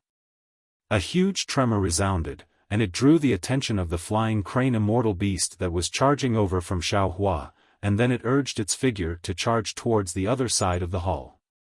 Seeing that Suji and Fairy Xingyue had lured the 3 flying kite immortal beasts away, Xiaofan did not dare to be negligent. With a sweep of his mind, he put his celestial artifact into the space, and then used his soul cultivation flying technique to fly in another direction. As Xiaofan flew, he muttered in his heart, "Seniors, don't blame me for hiding it. This is a matter of life and death. If I reveal a bit of my divine ability in front of you, I will be hunted down even if I ascend to the immortal world in the future." Just as Xiaofan approached a huge pillar, his body fell rapidly and landed on the ground. Then, he activated his soul power, and his entire body slowly straightened and changed into a square shape. This was the transformation technique that Xiaofan had comprehended from Qingxiu Mountain in the star-picking deck. Although this soul power was not as useful as Dao sect dermic powers, Xiaohua's human appearance still changed a little. Xiaofan had just landed when the flying kite immortal beast's cries rang out behind the stone pillar. The last 2 flying kite immortal beasts also rushed into the main hall. One of them chased after Fairy Xingyue, while the other pounced on Xiaofan. However, after the flying kite immortal beast landed, Xiaohua's shadow was nowhere to be seen. The flying kite immortal beast's 3 legs moved step by step beside the huge pillar, and a powerful responding force swept across the ground inch by inch. The loud footsteps caused the entire hall to shake. Damn it! Xiaofan retracted his aura, leaving only a wisp of his consciousness outside. However, this wisp of consciousness swayed like withered grass in front of the valiant Ing Nian. Xiaofan could not help but curse angrily again. This young master has always been extremely lucky. Why is it that after arriving at the Star Moon Palace, my luck has become a complete mess? As if it had discovered something, the flying crane immortal beast approached the huge pillar with large strides. Its beak that was as hard as a crane's beak also slowly approached Xiaofan. An extremely fishy smell that carried an indescribable heat pressed towards Xiaofan. Admittedly, Xiaofan had already transformed and sealed off his 5 senses. However, the aura that was mixed with the echoing will still forced its way into Xiaohua's mind, mouth, and nose in waves. A feeling of being targeted involuntarily arose from the bottom of Xiaohua's heart. In an instant, Xiaohua felt a sense of regret. He had been too smart for his own good. If he had escaped earlier, the flying kite immortal beast would only have chased after him. At this moment, he was completely exposed to the flying kite immortal beast's attack range. If the flying kite immortal beast sensed that something was wrong and immediately attacked, it would be too late even if he summoned Taoist Witch, Celestial Being, and the others from the space. PFFF. At this moment, the flying kite immortal beast's sharp beak landed on Xiaohua's back. The heat almost melted Xiaohua's body. Xiaohua clenched his teeth and tried his best to endure the unspeakable pain. Fortunately, the flying kite immortal beast was only suspicious. After probing for a moment, its sharp beak left again. Boom! It landed on the corpse of an immortal general not far away and shattered the armor. The immortal general's corpse also turned into nothingness in a ball of crimson fire. Ow ow! The flying kite immortal beast took a few steps forward. As if it was angry, it roared at the sky and swept its tail horizontally. Boom! It hit the huge pillar. The pillar shook a few times, but it didn't fall. Boom boom boom. The flying kite immortal beast seemed to be venting its anger. It slammed into the pillar several times. Boom. The entire pillar finally collapsed. The roof of the palace that was already tilted fell again. Crash. The huge rocks engraved with runes had lost their restrictive power. They fell one after another like rain. They hit Xiaohua and the flying kite immortal beast. Immediately after, the flying kite immortal beast let out a few hurried cries as if it was very happy.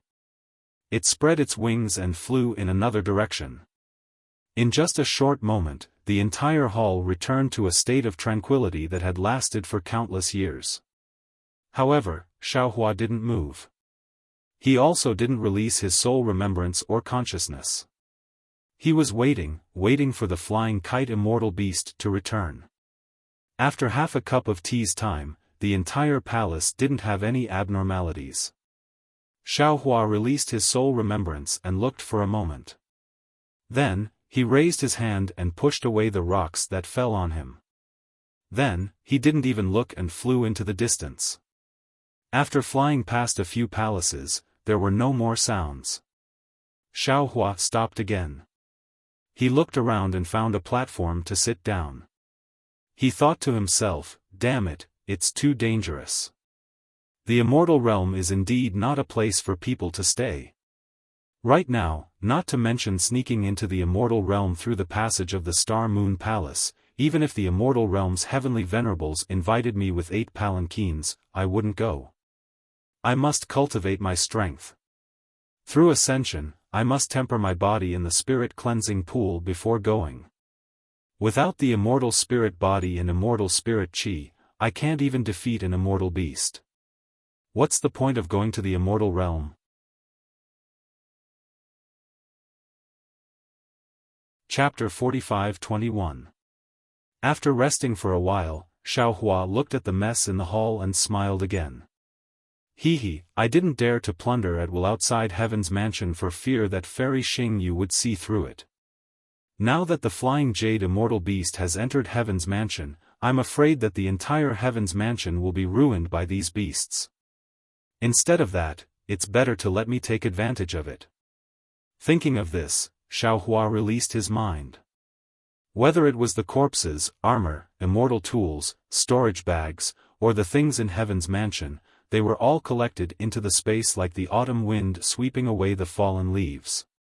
In just a moment, the entire hall was clean as if a dog had licked it. When the hall was clean, Xiaohua took out the wishful staff, looked around, and hit a giant pillar. Boom! The shaky roof of the hall fell, raising a burst of dust. Then, Xiaohua moved again, walking toward the depths of Heaven's mansion. Wherever he went, he swept away everything, and the halls collapsed one by one. As for Xiaohua's mind, he entered the space. When the figure of Jade Archive Xiaohua appeared, the figures of Taoist Witch, Celestial Being, Demon Venerable Shi and others also appeared. Fellow Taoists. Jade Archive Xiaohua did not delay, and told the story of the matter to his avatars. He asked straightforwardly, the situation is so urgent, do you have any good ideas? Big brother. Demon Venerable Shi shouted, I have no problem. This immortal chi conflicts with my devil chi, but I can use my means here. Forget it. Jade Archive Xiaohua's face was black. Once the devil blade appears, there is no need to wait for me to fly to the immortal world. Su Ji's immortal thunder will kill me. He is the punishment envoy of the punishment palace. How can he allow a cultivator with devil chi to fly to the immortal world? In that case, I can only act secretly. Daoist Witch asked faintly. Of course. Jade Archive Xiaohua replied without hesitation. Fellow Daoist is now a taboo in the immortal world. Although I don't know the reason, we'd better not touch it. I have no problem. Celestial being said arrogantly, the immortal chi in this space fragment has no effect on me. Fellow Daoist, there's no problem. However, Jade Archive Xiaohua still shook his head and said, however, without that white bone, fellow Daoist wouldn't be a match for this bullshit immortal beast. However, if we take out white bone, Fairy Xingyue is a law envoy. She has great insight and might see through our methods. TSK, I don't need to say more. The most precious thing in this space fragment has been taken by us. When she finds out that something is wrong, she will definitely look for me. Daoist Min smiled and said, since you can't do anything, my fellow Daoist, just keep hiding your true strength. Anyway, this heaven's abode seems to be of great importance. Su Ji and Fairy Xingyue don't want you to know the details. You might as well pretend to be ignorant until the end. Playing dumb is a must. Jade Archive Xiaohua nodded. The problem now is how to escape. It's not a big problem if it's just the 5 of them. Daoist Min replied, in this space fragment of the immortal realm, it seems that the power of law of the 3 continents has lost its effectiveness. Fellow Daoist, I and Heavenly Dao can resist the immortal beasts. If you use your divine ability, of course, you can resist them too. However, it's best to avoid Su Ji and Fairy Xingyue. However, if it's as you're worried, and there are more than 5 immortal beasts in this space fragment, then it'll be troublesome. We can only rely on the 2 immortals to find the place to escape from this space fragment first. Sigh, these 2 immortals are a little too arrogant. Daoist Wu sighed and said, or they have some scruples. Before entering the Star Moon Palace, they should have discussed it with you more. That's normal. Daoist Min smiled and said, didn't we come to the Star Moon Palace with Xiong Yi, Yuanya, and the others? Should we have discussed it with them? That's true. Demon Venerable Shi nodded. I'm just afraid that Fairy Xingyue is hiding something that will be disadvantageous to you. Fairy Xingyue may have selfish motives, but Su Ji won't. Jade Archive Xiaohua shook his head. As long as I'm with Su Ji, I don't have to worry about anything. The problem is that we're separated now. You have to be careful, big brother. Demon Venerable Shi seemed to have a natural resistance to immortals and reminded him. I know. Jade Archive Xiaohua nodded. You wait for a while to discuss. I'll go out first. After saying that, Xiaohua's mind left the space. However, after a moment, Xiaohua's mind fell on the continent where the immortal artifacts were. Then, he raised his hand and a flying fork that was nearly 100 feet long landed in his hand. This flying fork was blue in color. When it landed in Jade Archive Xiaohua's hand, it still gave off a chill. Looking at the sharp tip of the flying fork, where pieces of ice appeared out of thin air, Jade Archive Xiaohua smiled and said, this immortal artifact is of the ice attribute, which is the nemesis of the immortal beasts. We'll rely on this to kill the immortal beasts. Unfortunately, even if I use all my magic power, I'm afraid I won't be able to pierce through the scales of the immortal beasts. I can only rely on Su Ji for this. However, Su Ji's divine ability hasn't recovered yet, so he probably won't be able to fully activate this immortal artifact. I still have to add some materials. After thinking for a while, Jade Archive Xiaohua raised his hand and several drops of Xiantian true water floated into the air. As Jade Archive Xiaohua raised his hand and grabbed, the Xiantian true water fell into the spikes of the flying fork. After finishing his preparations, Jade Archive Xiaohua left the space again. However, he didn't bring the flying fork out of the space. He casually knocked over another stone pillar and the entire palace collapsed. Xiaohua stepped into a collapsed palace. The roof of this palace was long gone. The broken pillars, some huge rocks, and the jade table all fell into the dust. Xiaohua looked around. His mind was like quicksilver as he put the jade table, pearls, and other things into the space. Then, he turned around and looked outside the palace. Outside the palace was an even more spacious courtyard. There were many immortal herbs and immortal trees that Xiaohua didn't recognize. Moreover, because the restrictions of the heavenly abode were damaged during the battle, these immortal trees and immortal herbs weren't protected by any restrictions at all. They looked as if they could be picked by anyone. Seeing this, Xiaohua's eyes lit up. He flew in front of a stalk of immortal grass. Just as he was about to reach out and grab it, he thought for a moment and stopped. After thinking for a bit, his mind entered the space again. When he came out, Xiaogua also came out. Xiaogua's body in the immortal spiritual energy was as he expected. Her spirit body wasn't affected by the immortal spiritual energy and didn't have any special discomfort. Xiaohua was overjoyed and said in a low voice, "Xiaogua, I'll leave this place too." Xiaogua, what's wrong? Could it be that you can't stay in this space for a long time? No. Xiaogua's small body trembled like a sieve. His red face was now as white as snow. His eyes flickered with extreme fear as he looked at the top of Xiaohua's head behind his back, stuttering as he spoke. Seeing this, Xiaohua's heart tightened even though he didn't have any warning signs in his heart. His mind wrapped around Xiaogua and he desperately urged his soul power. His body didn't move at all as he flew into the distance. Woo! Xiaohua's body had just moved when a gust of wind appeared behind Xiaohua. 3 scarlet-red claws of the flying crane immortal beast stretched out from the void and directly fell on Xiaohua's back. Slash! Boom! Xiaohua was indeed quick to react and left a string of afterimages in the air. However, one of the kite immortal beast's sharp claws still landed on his back. Amidst the sound, Xiaohua's back was torn apart and his muscles were torn apart. The other 2 claws even scratched the ground and created a crack that was several meters long. At this moment, the kite immortal beast that was hidden in the void finally revealed itself and landed heavily on the ground. Damn it! Xiaohua narrowly escaped a calamity. The sharp pain in his back pierced his heart. He angrily cursed. He knew in his heart that it was definitely him who pushed down the palace and attracted the flying crane immortal beast's attention. The flying crane immortal beast was lying in ambush in the void in advance, waiting for him to fall into its trap.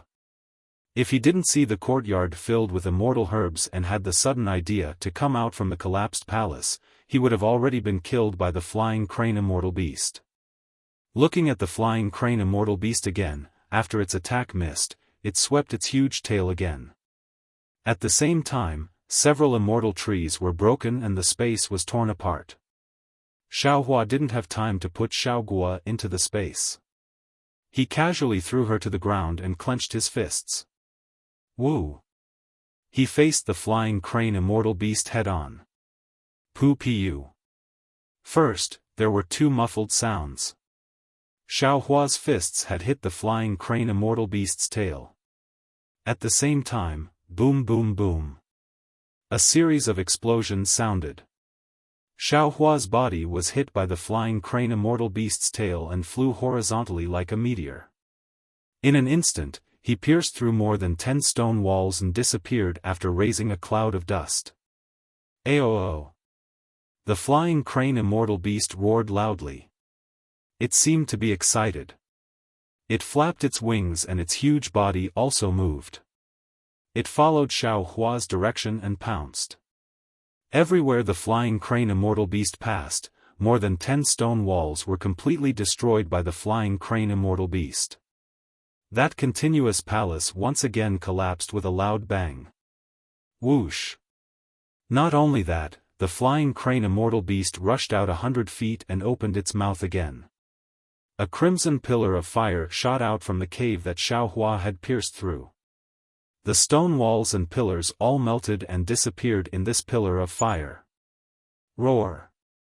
While the flying crane immortal beast was frantically attacking, it heard Xiaohua's roar. Suddenly, he rushed out from behind a stone pillar and waved the wishful steel staff in his hand. Boom! It smashed into the flying crane immortal beast's claws. In the huge roar, the flying crane immortal beast's claws trembled slightly. A layer of marks on it suddenly flashed with red light. A great impact force was generated. Not only did it block Xiaohua's wishful steel staff, but the remaining force was not exhausted. Xiaohua's figure was sent flying upside down in midair. Shua! The flying crane immortal beast waved its claws very fiercely. Without waiting for Xiaohua to fly more than 10 feet, it hit Xiaohua's chest again. Xiaohua's body collapsed and his whole figure was once again sent flying like gravel.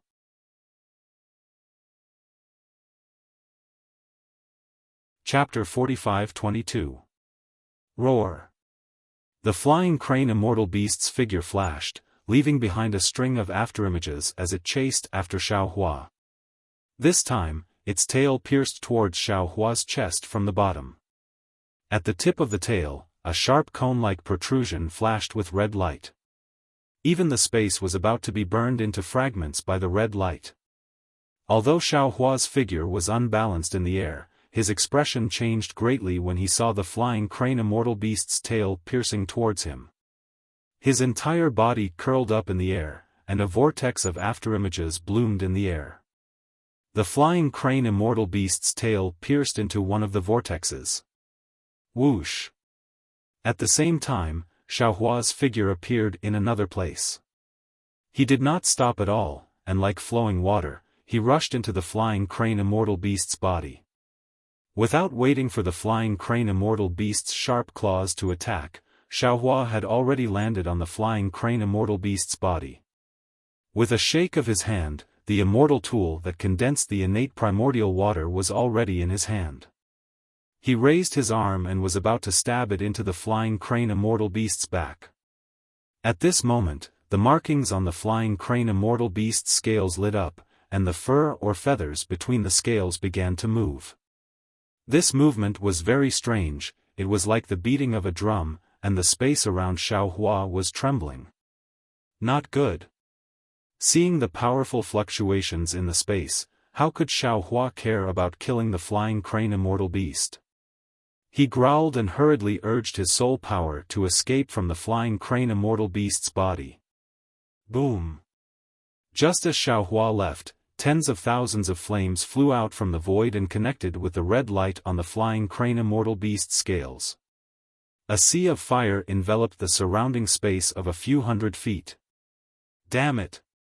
Xiaohua had already used the fire origin to temper his body, but when he touched the fire of the immortal realm, his body showed signs of melting. It seemed like he did not dare to take the risk. Xiaohua cursed and crashed into the damaged palace. How could the flying crane immortal beast let Xiaohua go?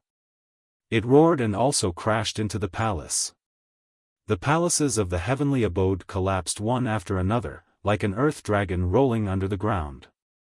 Translator, Atlas Studios Editor, Atlas Studios Su Ji and Fairy Xingyu were also chased to the left by the Gallium immortal beast.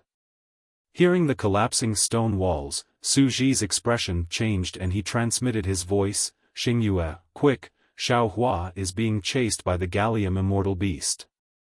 Alright. Fairy Xingyu scanned the area with her mind and saw that there were 2 celestial phalanx beasts behind Su Ji. She knew that Xiaohua was also targeted by the celestial phalanx beasts. She did not dare to be careless. With a flash, she crossed the courtyard outside the hall and was about to rush over. However, just as she passed by, she suddenly frowned and her gaze fell on the ground. However, she only glanced at it for a moment before the fire pillar behind her attacked her.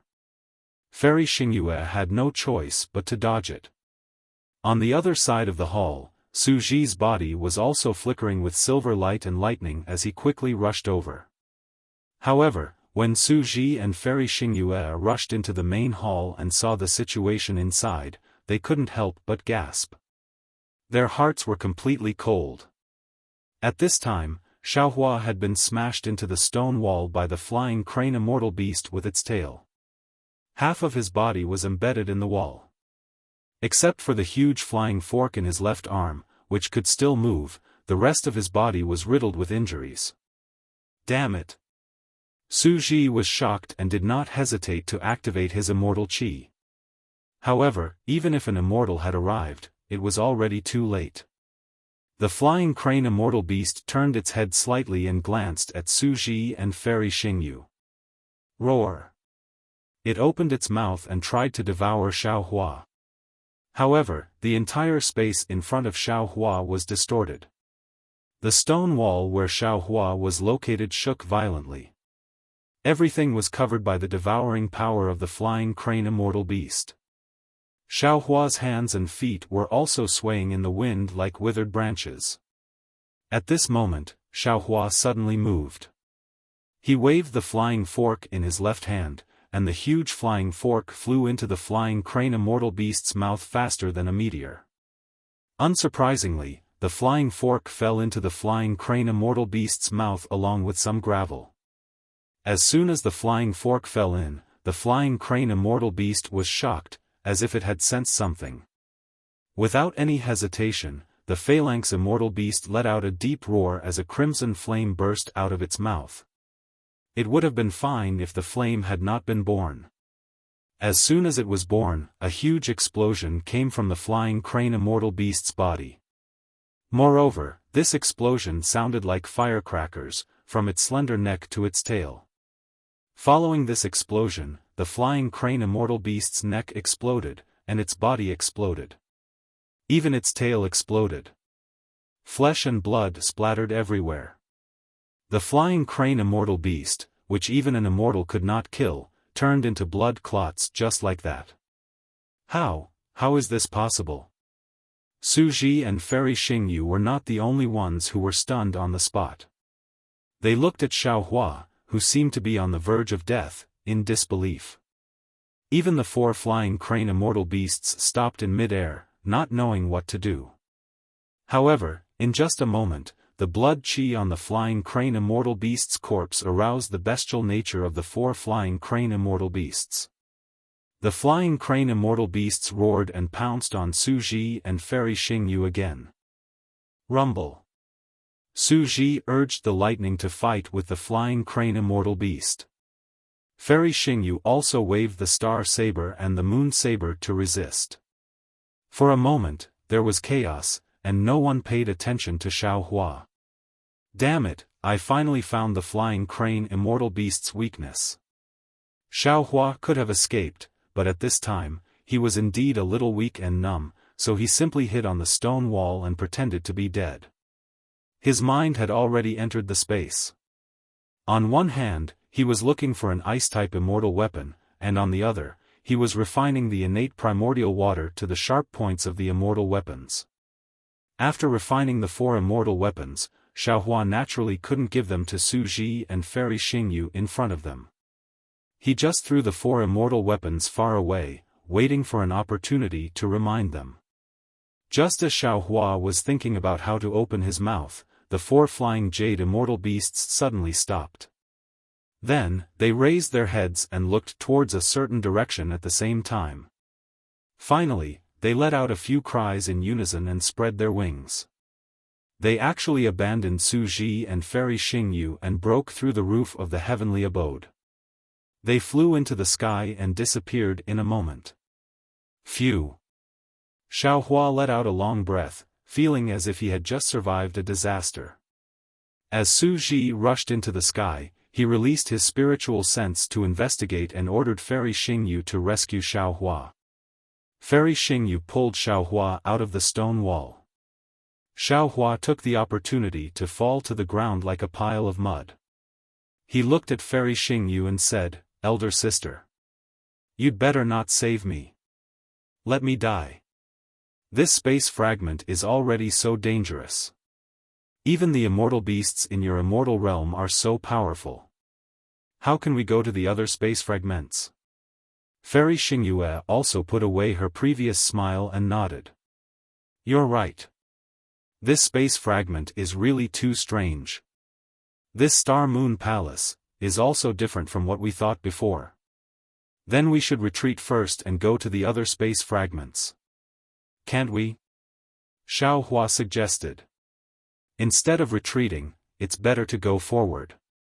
Fairy Xingyu answered without hesitation.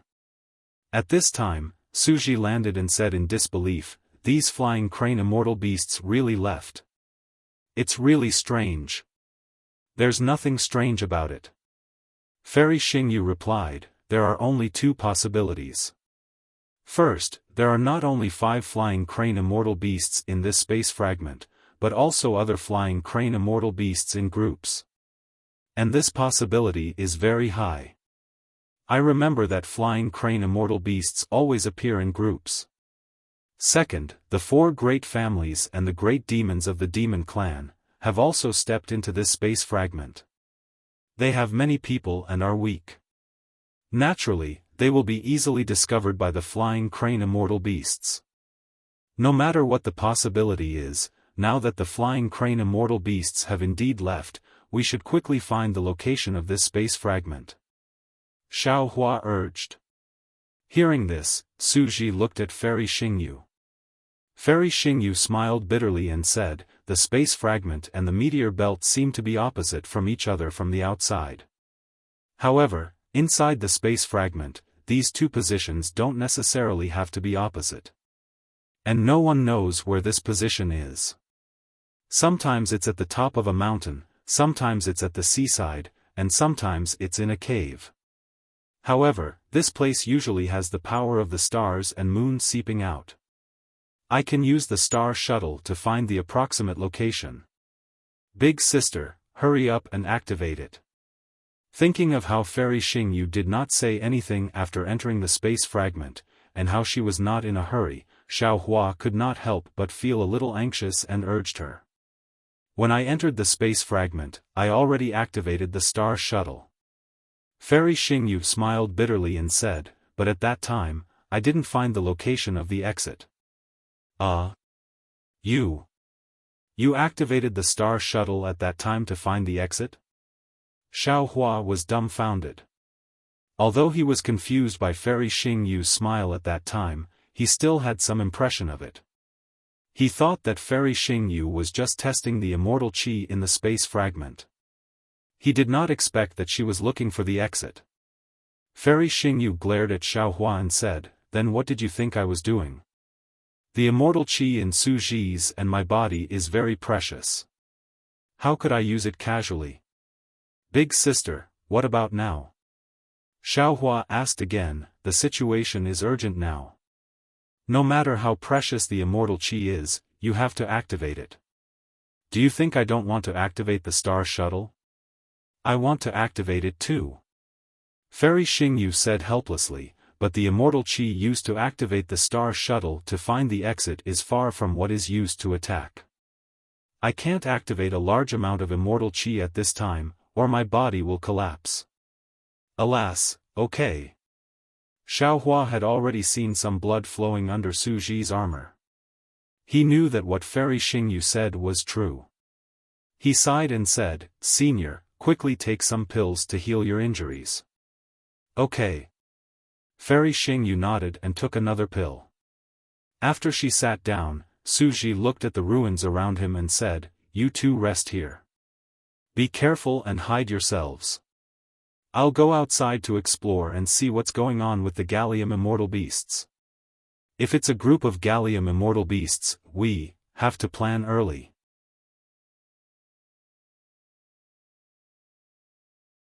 Chapter 45-23. "Suji, I'll go with you." When Fairy Xingyu heard this, she could no longer sit still. She hurriedly stood up and said, I'm worried if you go alone. I can avoid the flying crane immortal beast without using my immortal chi. You'd better cultivate here. Of course, Suji didn't want Fairy Xingyu to follow him. Fairy Xingyu said again, I don't need to cultivate with my injuries. Moreover, your injuries are more serious than mine. Why don't you go with me? We can take care of each other.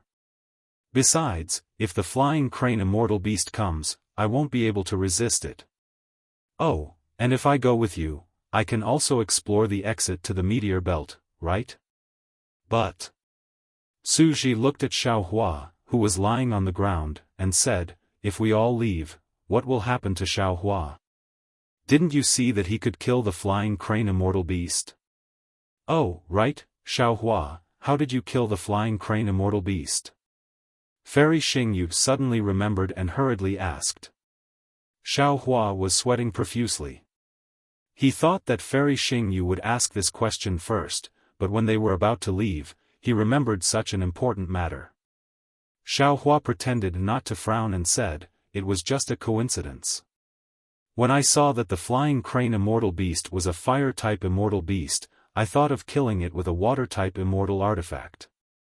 However, I couldn't take out my immortal artifact, so I simply looked around the hall for immortal artifacts. I couldn't use the ones that were too big, and I couldn't use the ones that needed immortal chi. I just happened to see an ice-type flying fork. The size was just right. I took it to protect myself. I also tried to use the flying fork to pierce the flying crane immortal beast's body, but I couldn't get close to the flying crane immortal beast. In the end, when the flying crane immortal beast was about to swallow me, I had a flash of inspiration and threw the flying fork into the flying crane immortal beast's mouth. Xiaohua shrugged when he spoke up to this point. However, the pain in his body caused him to frown again. He said with difficulty, Senior, you saw it too. The flying kite immortal beast was accidentally killed by me just like that. Well, fire and water are incompatible. I've also thought about using an ice attribute immortal artifact to kill the kite immortal beast. Suji nodded. But the immortal artifact I found wasn't as powerful as Xiaohua's flying fork. It could only injure the flying crane immortal beasts and wasn't able to kill them. This junior found the flying fork there. Senior, do you have another look to see if there's anything suitable? Xiaohua said as he pointed towards the distant main hall. Suji shook his head. That won't be necessary. Fairy Xingyue stood up and said, let's take a look. Maybe there are some high-grade immortal artifacts. Alright, go ahead and look for it. As he spoke, Suji looked around once more, and then he pointed towards the distance and said, Xiaohua, there's a small hall over there. I presume the flying crane immortal beast is unable to enter. Alas, forget it, I'll take you there. As he spoke, Suji rolled up his sleeves and lifted Xiaohua into the air. Just as he was about to fly away, Fairy Xingyu, who was next to him, said in surprise, Suji, come and take a look. These celestial artifacts are all compatible. They are similar to the flying fork that Xiaohua mentioned. Suji didn't mind. He had already tried it before and felt that Xiaohua was just lucky. Now that he heard Fairy Xingyu mention it, he said, take them first. I'll send Xiaohua over, and then we'll go out and explore. Okay. Fairy Xingyu put away the immortal artifacts that Xiaohua had sealed with innate primordial water and took a few more. Then, she urged her figure to catch up with Suji. However, just as she was about to leave the main hall, she glanced at the courtyard again and whispered to herself, is there someone else in this heavenly mansion? But if there's someone else, why didn't I notice it? Maybe it's just an illusion? In just a moment, Suji and Fairy Xingyu both rushed out of the heavenly mansion and went far away. After half a cup of tea's time, Xiaohua flew out from the main hall while humming a little tune. He shouted loudly, Xiaoguo, master. Xiaoguo was really frightened. Her face was still pale as she looked around, her eyes darting around. It's okay. That damn flying crane immortal beast has been killed by Master. Xiaofan said with a smile, hurry up and take these immortal herbs and immortal wood. There's still a fairy. Xiaogua hurriedly said, she seemed to have noticed me just now. Oh? Really? That's a little troublesome. Xiaofan frowned, but after a moment, he smiled and said, don't worry about her. Just take them. Even if she found out, she could only be suspicious. Otherwise, she would have said that when she came back, she would push everything to the flying crane immortal beast. What does that have to do with us? Okay. Xiao Guo was emboldened when she heard this. She handed a storage bag to Xiao Hua and said, I just put this away. Master, take it first. I'll tidy it up when I get home. Xiao Hua took it and put it into the space without looking at it. However, after a moment, he asked curiously, Xiao Guo, can you use storage bags here? Yes, Master knows. This storage bag is not the same as the one Master uses. It was refined by Master Lei Ting using immortal wood. Xiao Guo hurriedly answered. Hee, so that's how it is. Xiao Hua laughed and waved his hand, you still have a lot of these things, right? Yes, Master. Xiao Guo smiled and said, enough to take away all the immortal herbs and immortal wood in the main hall. Good. Xiao Hua waved his hand heroically, go ahead and do it. You and Master will work hard together. Move this heavenly mansion into our house and let our Fortune Gate disciples enjoy it. Yes, I understand. Xiao Guo's face lit up when she heard that she could work hard together with Xiao Hua. She was really excited. She slipped into the ground and disappeared. Then, Xiao Hua saw that inside the courtyard, large patches of immortal herbs were disappearing at a speed visible to the naked eye. Since he had already made up his mind to empty the heavenly abode, Xiao Hua no longer held back. Activating his soul power, he flew up and went along the side of the main hall. Wherever Xiao Hua passed, the armors and immortal tools disappeared. The decorations and jades in the main hall also disappeared. Only broken corpses and collapsed stone walls were blown by the wind under the sunlight, as if they were howling in grief. The Night Dome Heavenly Mansion was really big.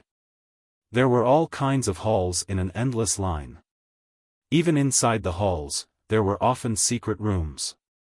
However, all these secrets were exposed after the entire Heavenly Mansion's restrictions were destroyed.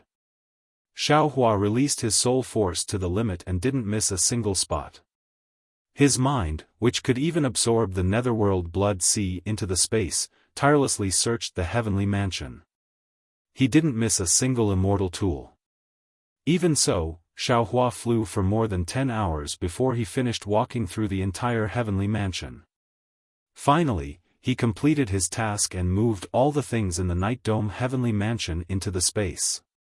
Xiao Hua was tired, but Xiao Guo was even more tired than him. Xiao Hua still had some misgivings. He didn't dare to take things that were too broken, and he didn't dare to take things that were too obvious. He was afraid that Su Ji and Fairy Xingyu would find flaws when they returned. Xiao Guo, on the other hand, didn't have any misgivings. She took all the immortal herbs, immortal fruits, and immortal wood in the Heavenly Mansion into the space. Not a single one was left out. At this time, Xiao Guo had already returned to the space. She looked at the immortal fruits and immortal herbs with some worry. She could clearly feel that the heaven and earth origin energy of Shenhua continent was very different from the immortal spirit energy in the space fragment. She couldn't guarantee that these immortal herbs would survive well after being planted. Maybe, the aura of that medicinal pill. Xiao Guo suddenly thought of the mysterious medicinal pill that had appeared in the space before. That medicinal pill had disappeared from Shenhua continent ever since Xiao Hua's space evolved. Naturally, Xiao Guo hadn't seen it for a long time. However, she had already obtained a lot of alchemy techniques from that medicinal pill. Xiaogua hadn't completely mastered the alchemy techniques yet. At this time, when Xiaogua saw these immortal woods, she naturally associated them with the aura of the mysterious gold core. Xiaohua naturally didn't know about Xiaogua's distress.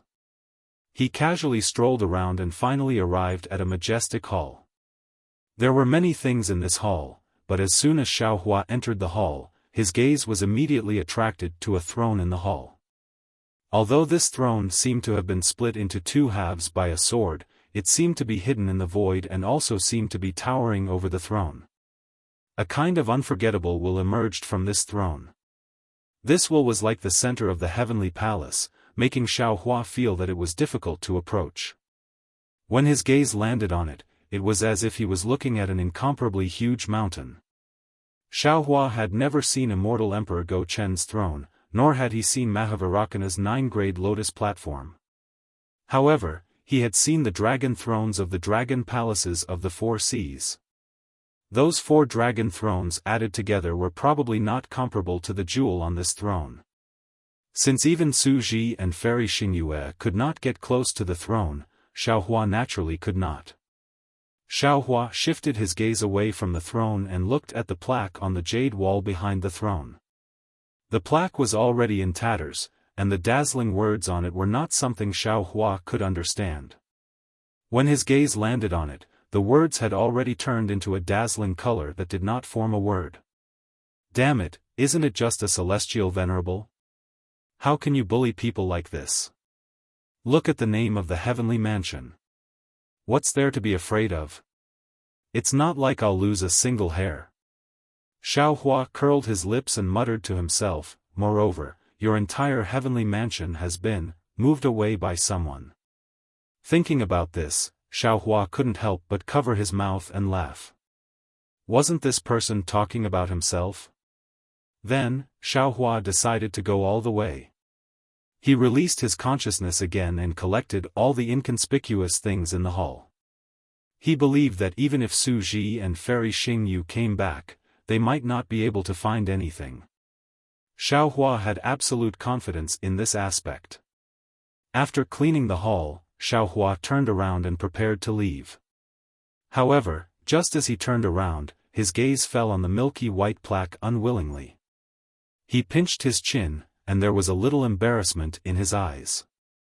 It seemed that he was angry because he couldn't move the entire hall away. After a while, Xiaohua raised his right hand and pointed his thumb between his eyebrows.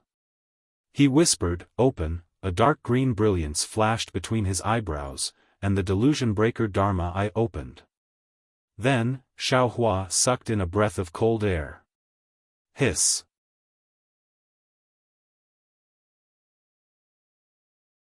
Chapter 45-24. Through the delirium breaker Dharma eye, Xiaohua saw a layer of dazzling brilliance on the huge throne. A light shadow that looked like a huge hammer that had been split in half was faintly flashing in the void. The halo pierced the Dharma eye like a golden needle, causing Xiaohua's Dharma eye to feel pain. He couldn't help but sigh. This throne is really powerful. However, before Xiaohua could raise his Dharma eye to look at the words on the plaque, he was suddenly stunned again. He stood there in disbelief and then hurriedly closed his Dharma eye. When the soreness in his Dharma eye slowly disappeared, he took a few steps forward, wanting to get closer to the throne. Unfortunately, he only took 2 steps before the invisible aura of the throne blocked him. Xiaohua walked around the throne again, but he still couldn't get close to it. When he reached the side of the hall, Xiaohua opened his Dharma eye again. Sure enough, at the bottom of the throne that looked like a hammer, a golden square light shadow the size of a fist appeared in his eyes. This light shadow was like a candle flame in the wind, flattened and swaying for a while. Most of the time, it was covered by the light of the throne. If not for the delirium breaker Dharma eye, he definitely wouldn't have been able to see it. Imperial Jade Seal? Golden Seal? Seeing the light shadow instantly fill up and become a square body, Xiaohua suddenly came to his senses and thought of the Imperial Jade Seal and Golden Seal he had obtained from the 2 corpses. Damn it! Xiao Hua was a little hesitant. After all, so much time had passed. Su Ji and Fairy Xingyu could come back at any time. Moreover, if he took out the Imperial Jade Seal and Golden Seal, who knew what kind of aura or abnormality there would be? If he accidentally fell into the trap, wouldn't everything before be for naught? I'd better go.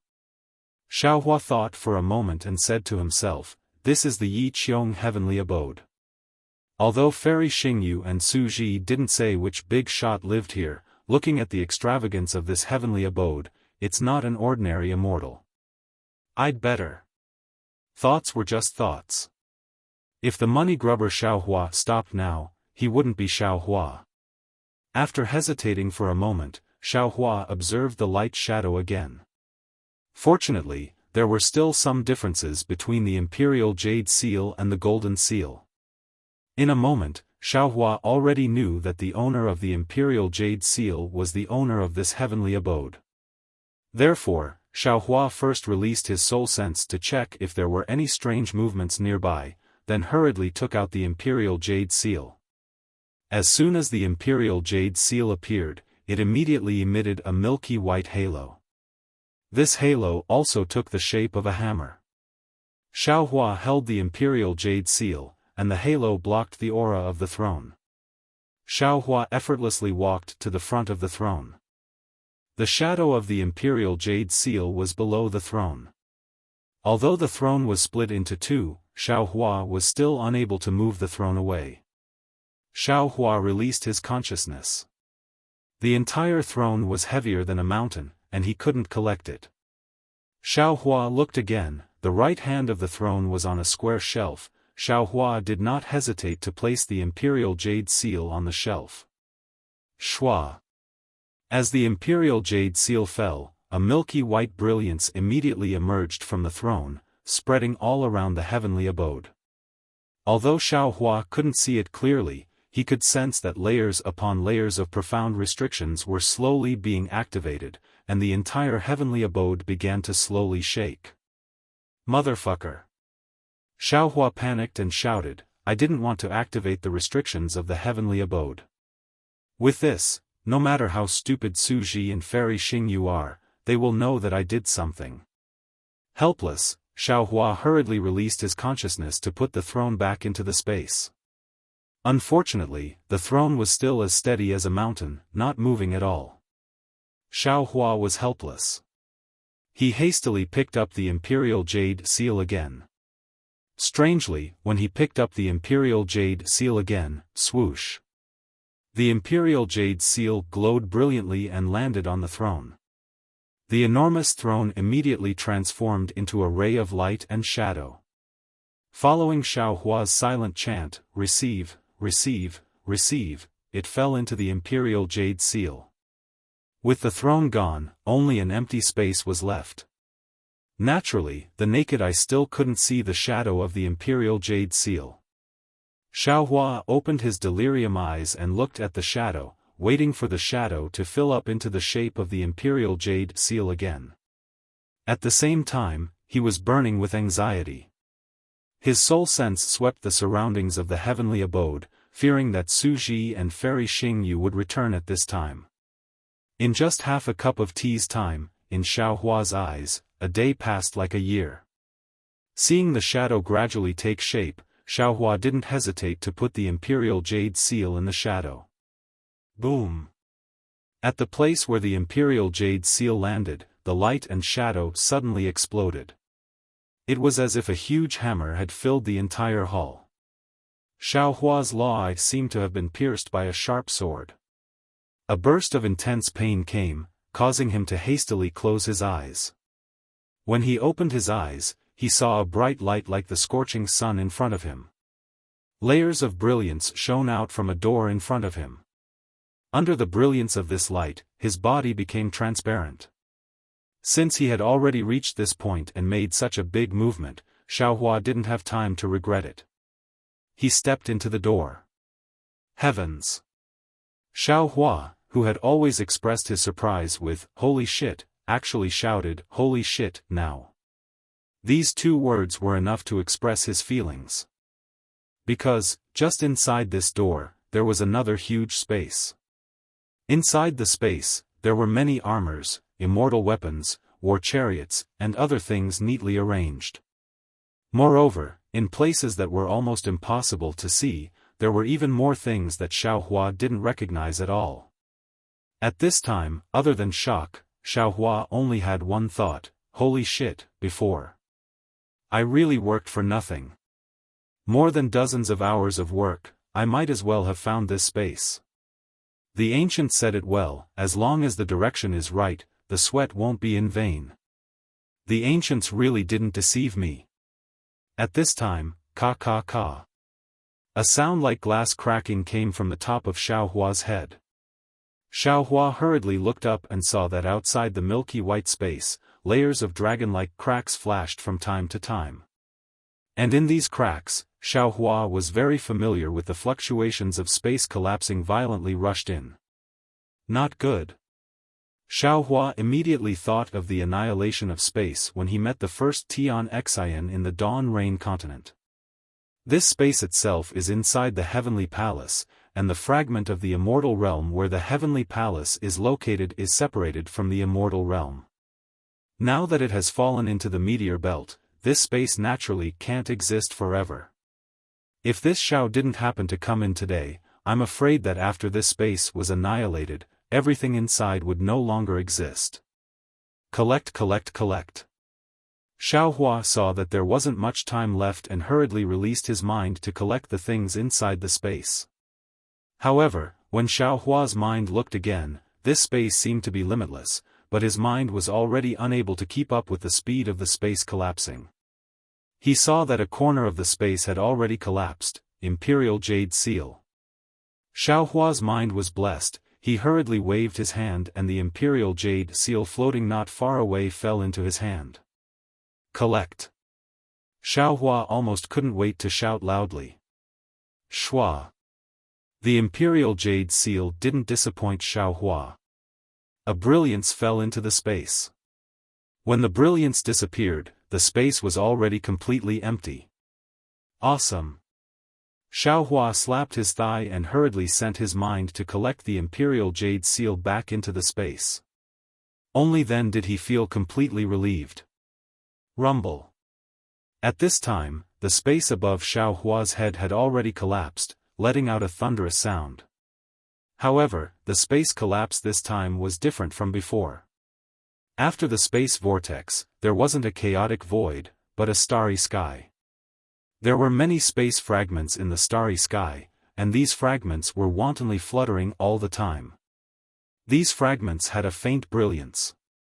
Some were in the shape of strips, some were in the shape of squares, some were in the shape of 6 stars, and most of the fragments didn't have any fixed shape. For a while, they were in the shape of a circle, and for a while, they were in the shape of a sheet. Isn't this a meteor belt? Xiaohua was dumbfounded. However, in an instant, Xiaohua didn't know whether to laugh or cry. Obviously, the exit of the space fragment that Fairy Xingyu couldn't find with her star shuttle was here. It was the place that was blocked by the hidden space of the heavenly mansion. Su Ji had said clearly before that the exit of the space fragment could be anywhere in the space fragment. It could be at the top of a mountain, at the bottom of the sea, in the forest, or in the pavilion. And the exit of the immortal realm fragment was in the space that was suppressed by the throne. If Xiaohua hadn't taken the Heavenly Master's Imperial Jade Seal, if he hadn't taken the throne, and if he hadn't used the Imperial Jade Seal to open this hidden space, even if the hidden space that blocked the exit collapsed, the exit would still be suppressed by the throne. Even if Su Ji and Fairy Xingyu racked their brains, they wouldn't be able to find the exit of this space fragment. Seeing the meteor belt appear, Xiaohua's first reaction was to open his delirium Dharma eye. Although the delirium Dharma eye was in severe pain at this time, Xiaohua didn't dare to be negligent when it concerned his life. A moment later, the space collapsed to the door. Kacha. With a cracking sound, the door cracked open. Xiaohua closed his Dharma eye and flew out of the door. When he looked at the hall again, more than half of the jade wall with the plaque had fallen into the void, and the entire hall was still disappearing rapidly. "Oh, my hall!" Xiaohua cried out involuntarily. He immediately released his consciousness and wantonly put everything in the hall into the space. At this time, seeing that the space collapse was about to swallow the entire heavenly palace, wasn't it a good time for Xiaohua to destroy the corpse and destroy the evidence? What other scruples did he have? Soon, the heavenly palace began to disappear from the center, and a meteor belt appeared clearly. However, the speed of the space collapse didn't slow down at all. Not only did it spread into the depths of the heavenly palace, it also spread out of the heavenly palace. Xiaohua's initial joy began to turn into fear. He released his soul consciousness and flew out of the heavenly palace. The aura of the space collapse began to rush out of the heavenly palace and spread throughout the entire space. Xiaohua flew out of the heavenly palace, flew up a high slope, and stood there quietly. His gaze fell on what seemed to be the location of the heavenly palace. At this time, the center of the heavenly palace had become an oval-shaped starry sky, and the surrounding edges were rapidly becoming transparent and disappearing. Moreover, this oval-shaped starry sky also extended in all directions, like a big mouth of starry sky, swallowing the space fragment.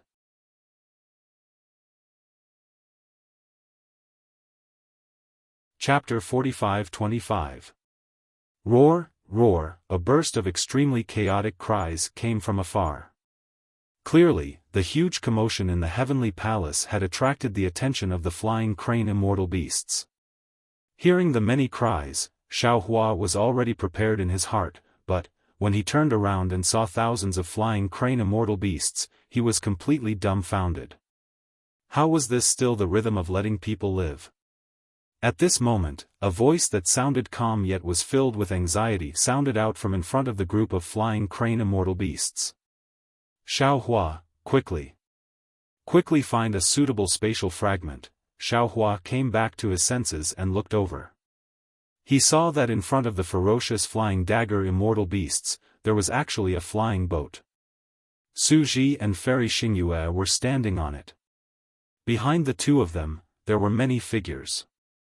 However, Xiaohua could hear Su Ji's voice clearly. "Okay." Xiaohua responded and was about to fly up. His heart skipped a beat. He withdrew his soul power and ran down the mountain. Although he looked vigorous, he was still far from flying. "Senior." Xiaohua acted very well. He raised his head and shouted, "I can't fly. Come and pick me up." Of course, Xiaohua did not use his soul power when he shouted. As for whether Su Ji could hear him, only God knew. Su Ji could not hear what Xiaohua was saying, but he already understood when he saw Xiaohua dancing on the hillside. Su Ji turned to Fairy Xingyu and said, "Xingyu, get ready to activate the star shuttle and find a suitable spatial fragment." "Yes."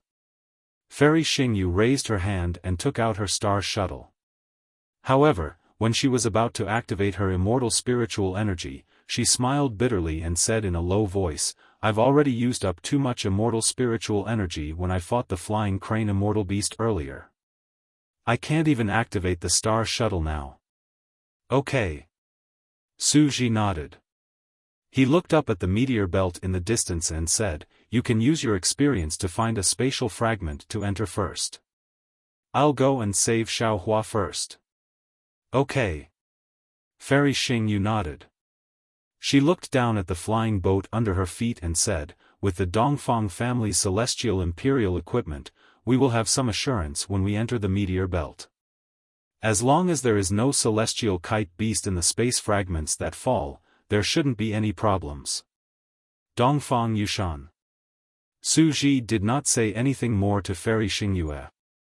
He turned his head and said to a Confucian cultivator standing respectfully in the distance, "You will control the flying boat for me." This. Dongfang Yushan was a little hesitant. At this moment, the flying boat shook violently, and sparks appeared at the tail of the flying boat. It was the flying crane immortal beast's fire pillar that hit the flying boat. Junior's true chi is limited and my cultivation is shallow. It is difficult for me to control this imperial equipment. Dongfang Yushan no longer hesitated and said loudly, moreover, there are so many immortal beasts chasing after the flying boat. If the flying boat is even a moment slower, we will all die. If I tell you to activate it, then activate it. Why are you spouting so much nonsense? Su Ji's tone was indifferent as he glanced at Dongfang Yushan. Dongfang Yushan's heart trembled. He hurriedly stepped forward and said, yes, I understand. I will ask Shimen Hengyue and the other disciples to come and help. As you wish. Su Ji nodded.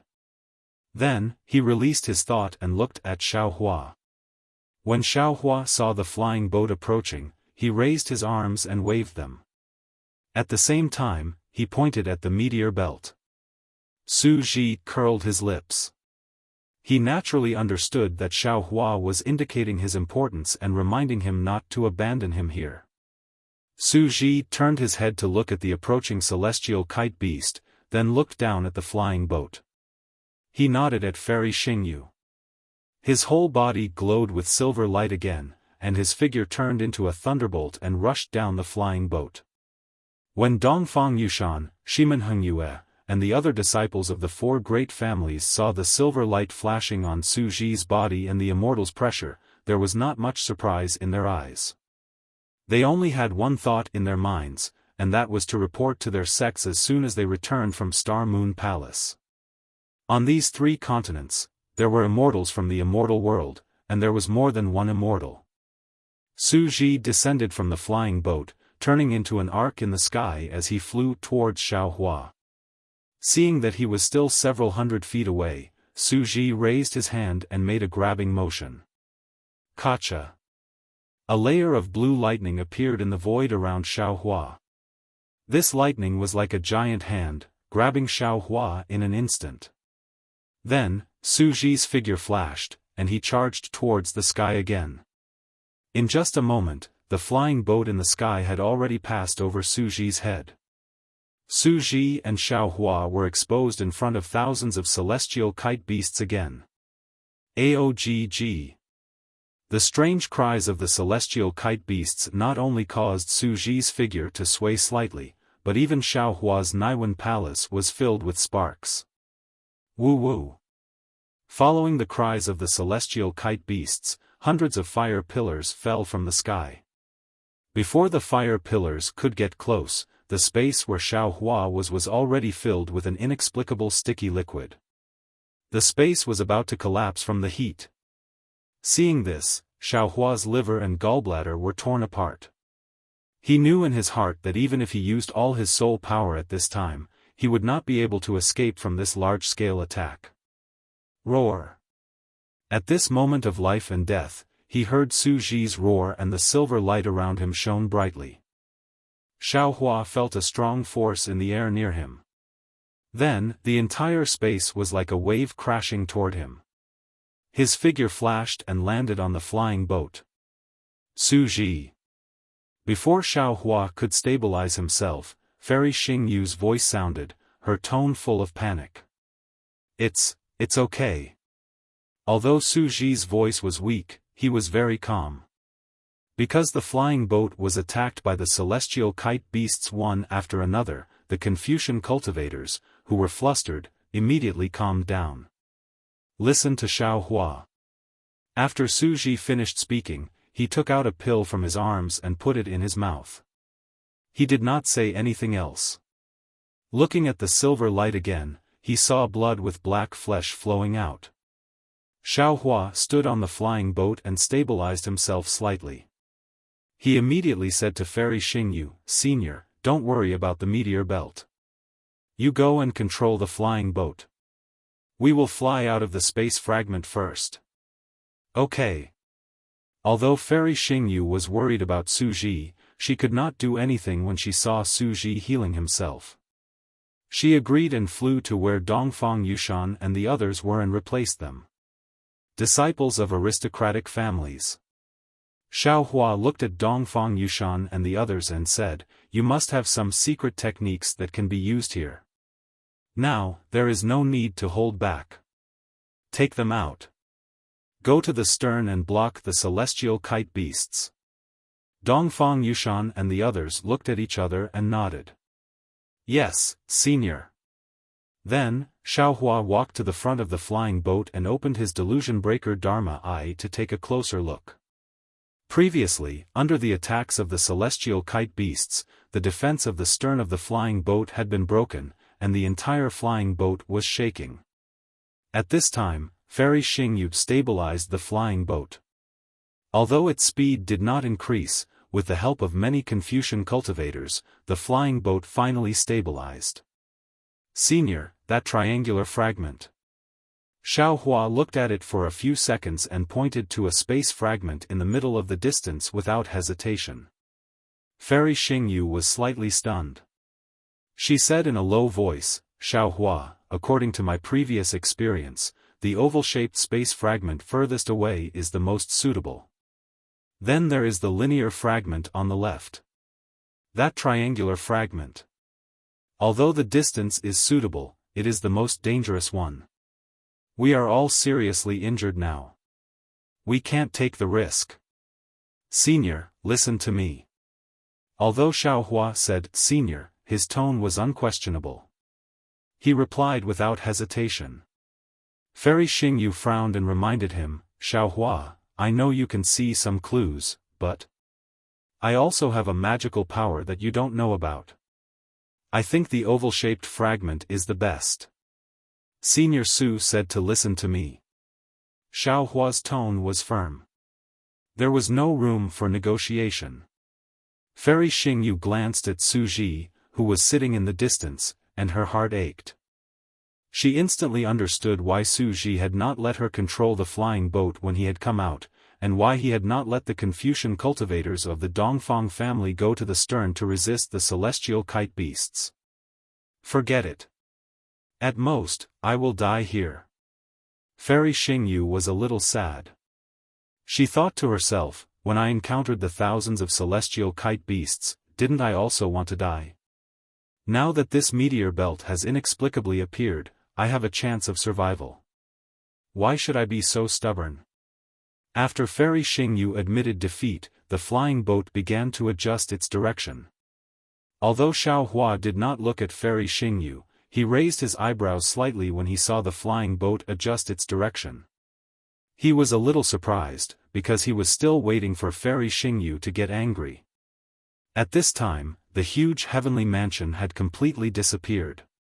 The whole earth seemed to have been torn apart by a big hand. Moreover, the tearing force of this big hand was getting stronger, and the speed of the earth cracking was getting faster. Seeing a faint golden light appear in his Dharma Eye, Xiaohua understood that the golden light was the boundary of this space fragment. As long as the flying boat rushed out of this boundary, it would be considered as completely escaping from this murderous fragment of the immortal realm. Boom! At this time, the flying boat shook violently again. More than a dozen celestial kite beasts broke through the attacks of the Confucian cultivators and directly attacked the flying boat. "Senior." Xiaohua was anxious. "Put in more effort. It's easy for you to say that." Fairy Xingyu glared at Xiaohua and said, "You hid in the heavenly mansion to rest." "I fought my way back with Su Ji, yes, yes." "Senior, you have worked hard." Xiaohua said with a smile, "Aren't we at the end? We are just one step away." "What are you talking about? Is this how you talk to your senior?" Fairy Xingyu seemed to be a little angry. Xiaohua suddenly realized that it was inappropriate to say this in front of Fairy Xingyu. He unconsciously stuck out his tongue and did not dare to say anything more.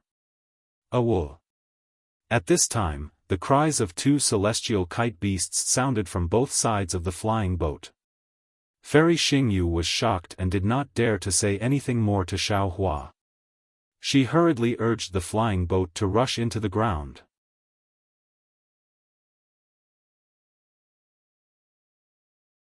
Chapter 45-26 Good. Seeing the flying boat pass through the golden light, Xiaohua's heart immediately calmed down. He secretly cheered, but just as he was about to open his mouth, he heard a whoa. Two more beast cries rang out. The two immortal kites actually broke through the golden light and pounced towards the flying boat at the same time. Damn it! Xiaohua was surprised, but he did not panic. True Qi flowed out of his body as he waved his arms outside the flying boat. Two huge fists appeared in front of the flying jade immortal beast's sharp claws. The golden fist met the sharp claws of the flying crane immortal beasts. Boom boom.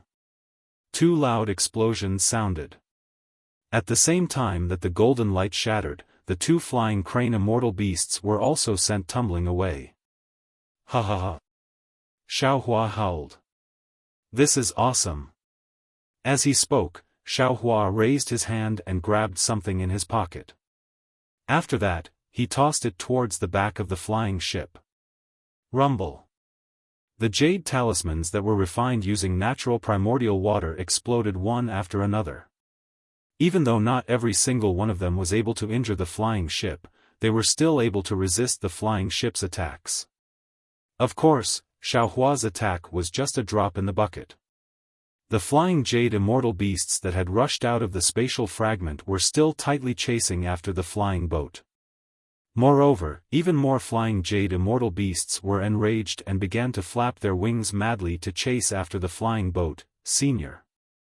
Xiaohua flew in front of Fairy Xingyu and complained, "How can these flying jade immortal beasts fly out of the spatial fragment? Can't those spatial restrictions stop them?" Fairy Xingyu rolled her eyes at Xiaohua and said, "Who told you that the immortal beasts and demonic beasts in the spatial fragment can't come out?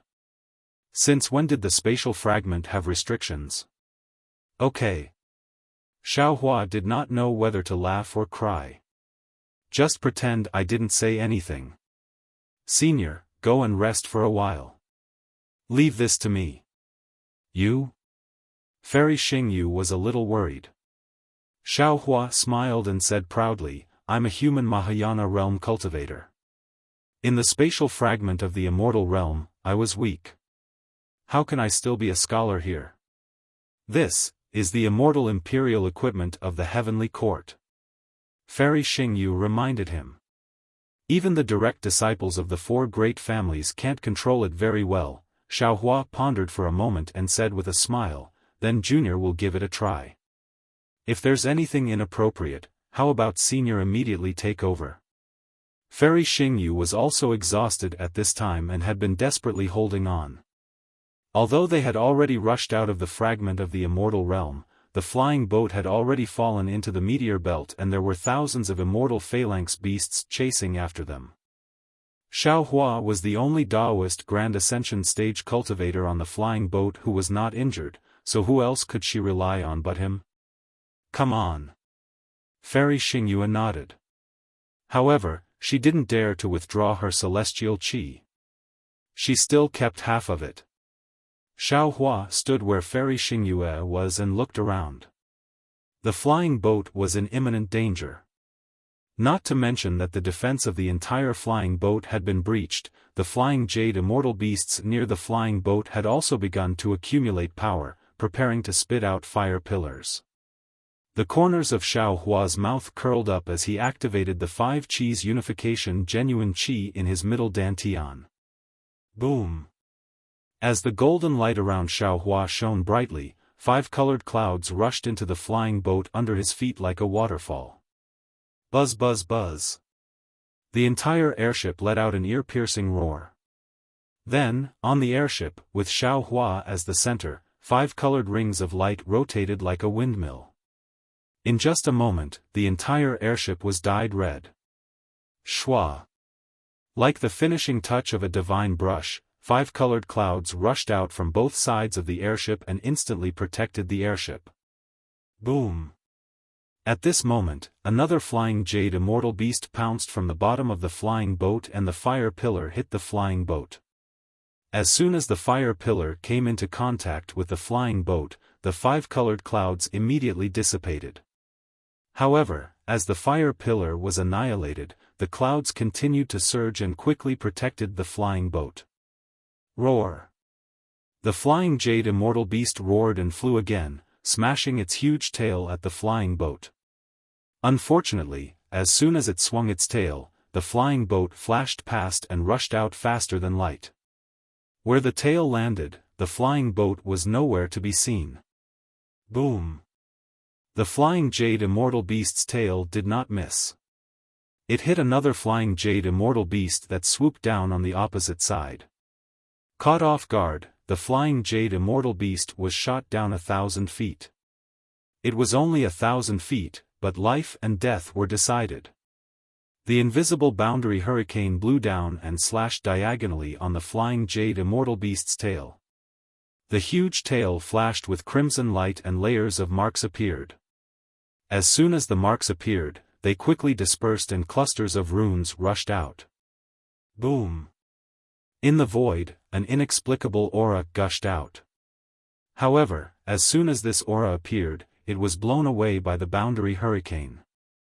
Then, with a crisp cracking sound, the flying jade immortal beast's tail broke into several pieces. Roar! The flying jade immortal beast seemed to be in pain and lost its balance. It spread its wings again and wanted to fly up.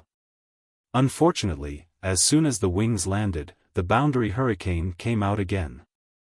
With a loud rumble, the wings that were almost bone were also broken.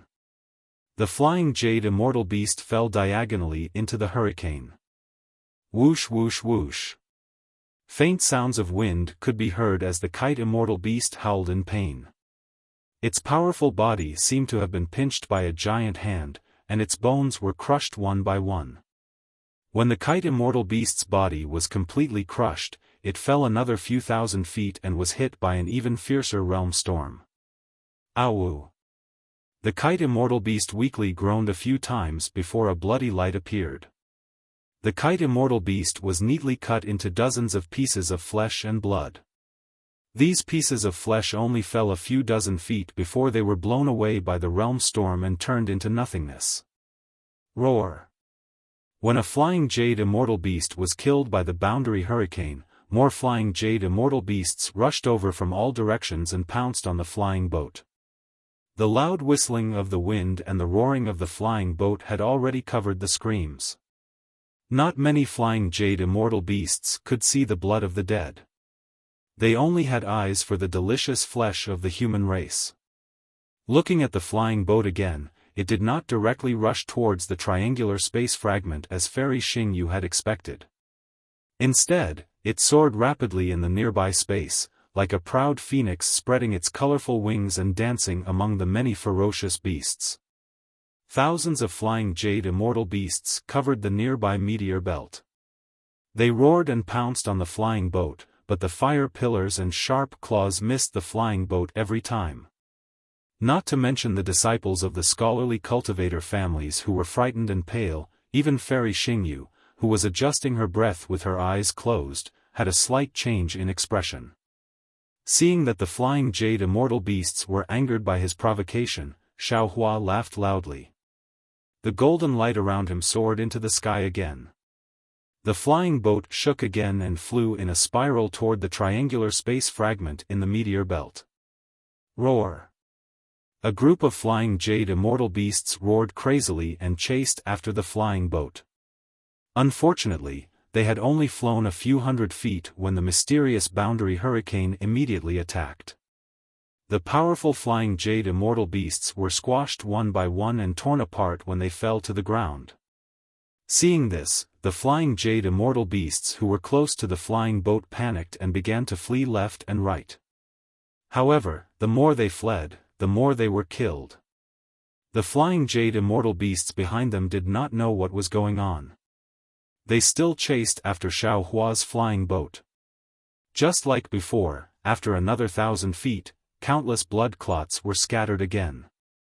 The entire meteor belt was filled with blood mist. So this is what he's planning.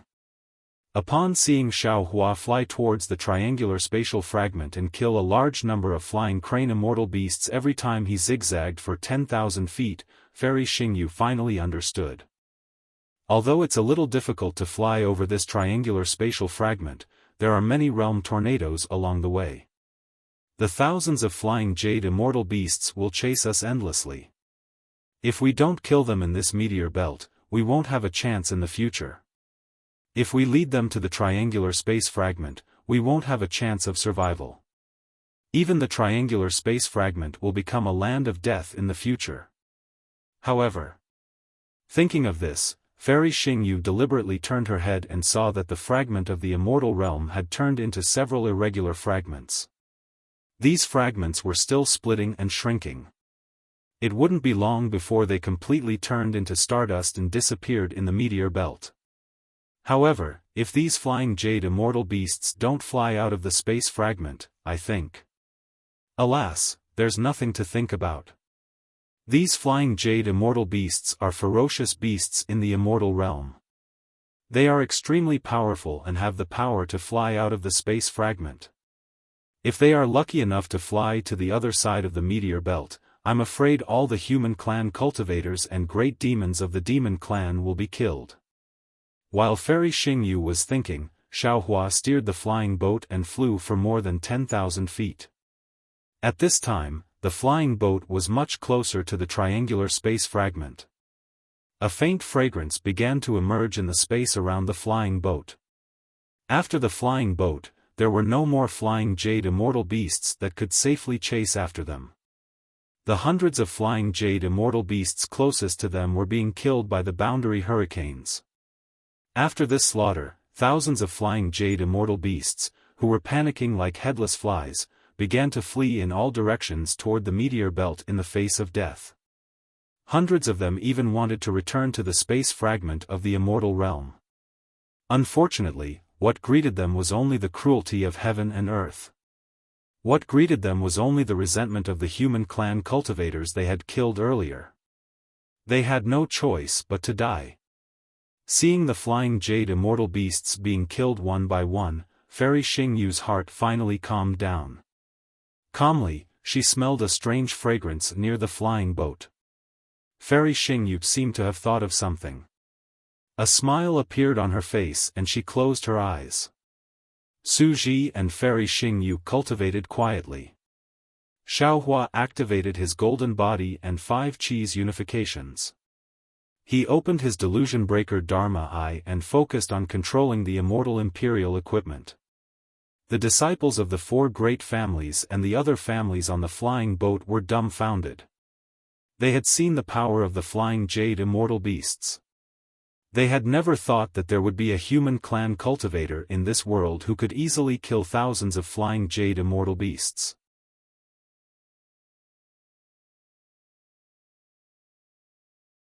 Chapter 45-27. However, they had no choice but to believe it. Moreover, this human Grand Ascension stage cultivator was the creator of the Fortune Gate who had refreshed the entire mysterious yellow list. He was also the person who had unveiled the new era of the 3 continents. In the face of such a human Grand Ascension stage cultivator, their pride and self-confidence were nothing but dust. In the face of such a human cultivator, there was only reverence. Of course, there was only reverence. Dongfang Yushan, Shimen Hengyue, Nangong Pingping, and Baiming Qi Han looked at the 5-colored light below Xiaofan with shock in their eyes. They looked at each other and exchanged glances. Then, a look of determination appeared in their eyes. Initially, Xiaofan didn't know that the flying crane immortal beasts could fly out of spatial fragments. However, when he was searching for spatial fragments, he still took into account the flying crane immortal beast's pursuit. Just as Xiaofan had expected, when he arrived in front of a triangular spatial fragment, the last flying crane immortal beast had been killed in the meteor belt. He couldn't use his spiritual sense in the meteor belt, but he could slightly release his spiritual sense. The greedy Xiaofan naturally wouldn't let go of the flying crane immortal beast's soul. He had driven the flying boat through the flying crane immortal beast pack not only to provoke the flying crane immortal beast's anger, but also to search for its soul. There. Fairy Xingyu, who was meditating, didn't turn around when she heard the cries stop. She only looked at the approaching triangular spatial fragment and pointed in a certain direction. "All right." Xiaohua smiled and urged the flying boat to fly in the direction Fairy Xingyu had pointed out. After flying for thousands of feet, the triangular starlight of the space fragment changed. Under the starlight, clusters of clouds gushed out like willow catkins. The starlight also showed 5 colors at this time. Amidst the starlight, clouds covered the starlight, and a flower-like halo gradually bloomed as Xiaohua urged the flying boat to speed up. The direction that Fairy Xingyu was pointing to was one of the petals of the flower. Naturally, Xiaohua had also smelled the exotic fragrance. A tranquil mood arose spontaneously. The golden body that had been activated due to the fierce battle gradually faded away, and the delusion breaker Dharma eyes, which had been opened painfully, also slowly closed. As the airboat crashed into the halo, Xiaohua felt a flash in front of his eyes. Then, an indescribably wonderful scene appeared in front of his eyes. It was a world of flowers. The entire land was covered with flower buds of various colors. Some were purple, some were red, and some were yellow. All kinds of colors bloomed beautifully on the land. All kinds of flowers on the ground were also covered in gorgeous colors. Green vines intertwined between the flowers. Even though the vines looked like they were covered in thorns, there were still bits and pieces of Xiaohua's naughty blooming. Looking at the left side of the airboat, there were layers of colorful clouds in the sky, which also looked like flowers. Inexplicable heavenly light fell on these colorful clouds, and wisps of brilliance gushed out from the clouds. An even more refined flowery appearance filled the entire sky. Swoosh! It seemed to be the sound of the wind, but it also seemed to be the sound of rain. Sweet and soft sounds came from all around, like a low melody. Xiaohua couldn't help but withdraw his genuine qi and carefully remove the defense of the airboat, allowing the fine rain to fall on his body, face, and eyebrows. The wind was fragrant, and the rain was sweet. In the hazy drizzle, the whole world began to be intoxicated. What he liked the most was the sound of a clear spring flowing in the wind and rain. The pure sound fell into everyone's ears. Although no one had seen the spring water, they could already imagine how clear the spring water was. The cool breeze rose again, and thousands of branches and leaves rustled in the wind. It was as if they were singing, and also as if they were dancing. In just a moment, the singing had already filled the entire space, and the dance had already covered the earth. Xiaohua stood there for a long time, looking at the ground that seemed to have been washed by water. The gorgeous flowers were like smiling faces. The drizzle didn't wet his body, but his heart was already wet. He took a long breath of the moist air, and a cool feeling instantly spread all over his body. It turns out that the world can be so beautiful. Xiaohua couldn't help but murmur, "It's so beautiful that I don't want to disturb it." Xiaohua, who had always taken advantage of every opportunity, had the rare thought of letting Xiaohua out at this time. Xiaohua.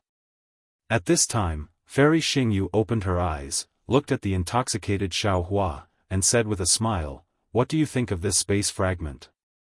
"Beautiful." Xiaohua thought for a moment and only said this word. It seemed that he had already remembered the word literary in his mind. Only this word could represent his mood. Fairy Xingyu didn't comment. She raised her hand and pointed at the road. "Do you see the flower path on the ground?" Xiaohua lowered his head.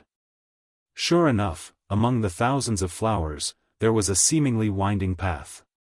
It passed through the flower field, slanted over the high slope, and disappeared into the dreamlike rain and fog. "Just fly along this flower path." After Fairy Xingyu finished speaking, she closed her eyes and adjusted her breathing again. Xiaohua didn't dare to be negligent. Although he was reluctant to give up the beautiful scenery, he still urged the flying boat and released his divine sense. He carefully took precautions and flew along the flower path into the distance. After flying for a while, Xiaohua had already sensed the awe-inspiring qi in this space fragment. He understood that this must be a fragment of some Confucian cultivation world. Seeing Xiaohua urging the flying boat in front of them, Dongfang Yushan and the other disciples of the aristocratic families didn't dare to disturb him. After waiting for a few hours, a rare mountain ridge appeared in front of the flying boat. Xiaohua's divine sense swept over it, and he couldn't help but be surprised. When Xiaohua urged the flying boat to land on the mountain ridge, a dazzling meteor belt appeared in front of everyone's eyes again. Xiaohua looked at Fairy Xingyu, who had a strange smile on her face, and asked curiously, "Senior, how did you find the exit of the space fragment so easily? Could this be an illusion?" He. Fairy Xingyu enjoyed Xiaohua's surprise very much. She covered her mouth and laughed. "Who told you that you have to fight to the death in every space fragment?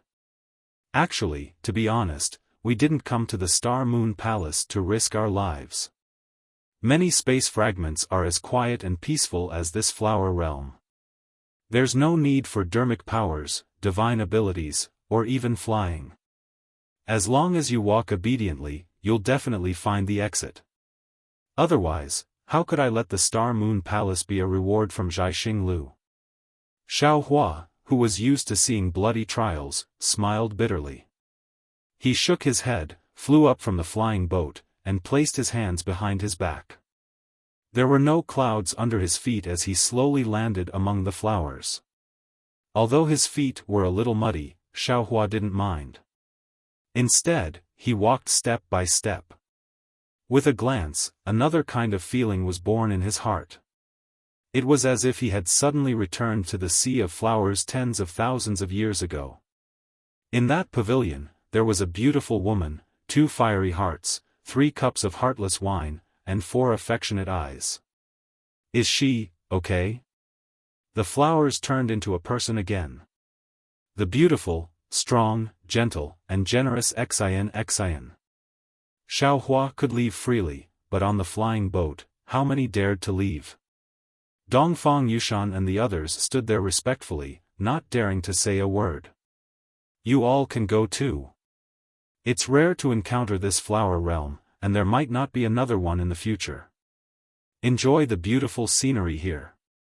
Don't let down God's good intentions."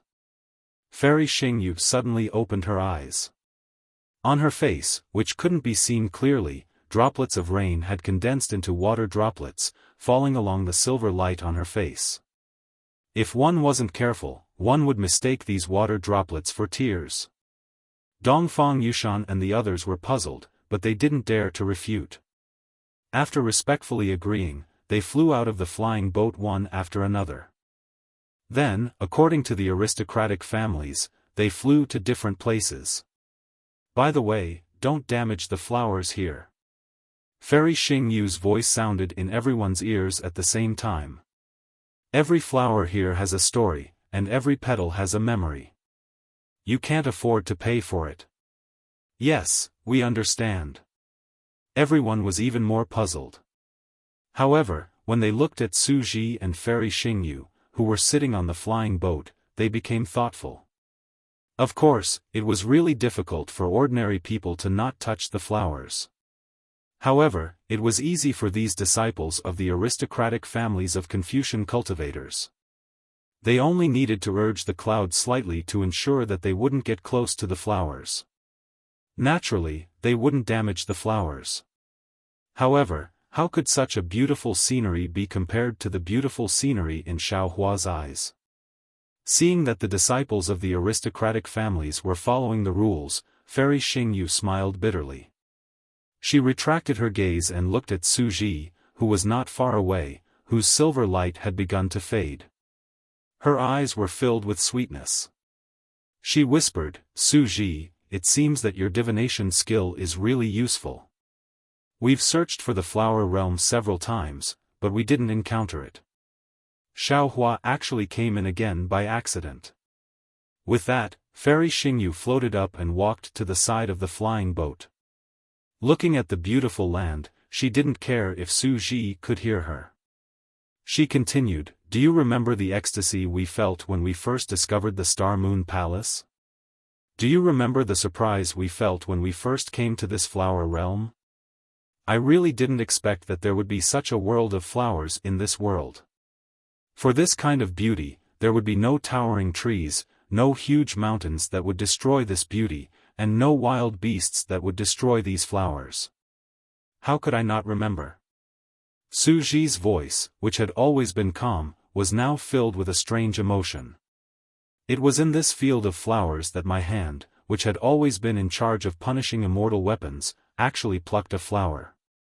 Although this flower withered as soon as it was inserted into your hair, that moment of youth had long been engraved in my heart. I knew that from now on, not to mention the disputes in the immortal world, not to mention staying in the mortal world forever, even if the immortal three decays, my heart would not be defeated. Su Zhi. Su Zhi's words were 100 times more potent than any poison in the world. In an instant, Fairy Xingyu had been poisoned. Not only was her heart broken, but her eyes were also tired. Even her immortal body was weak.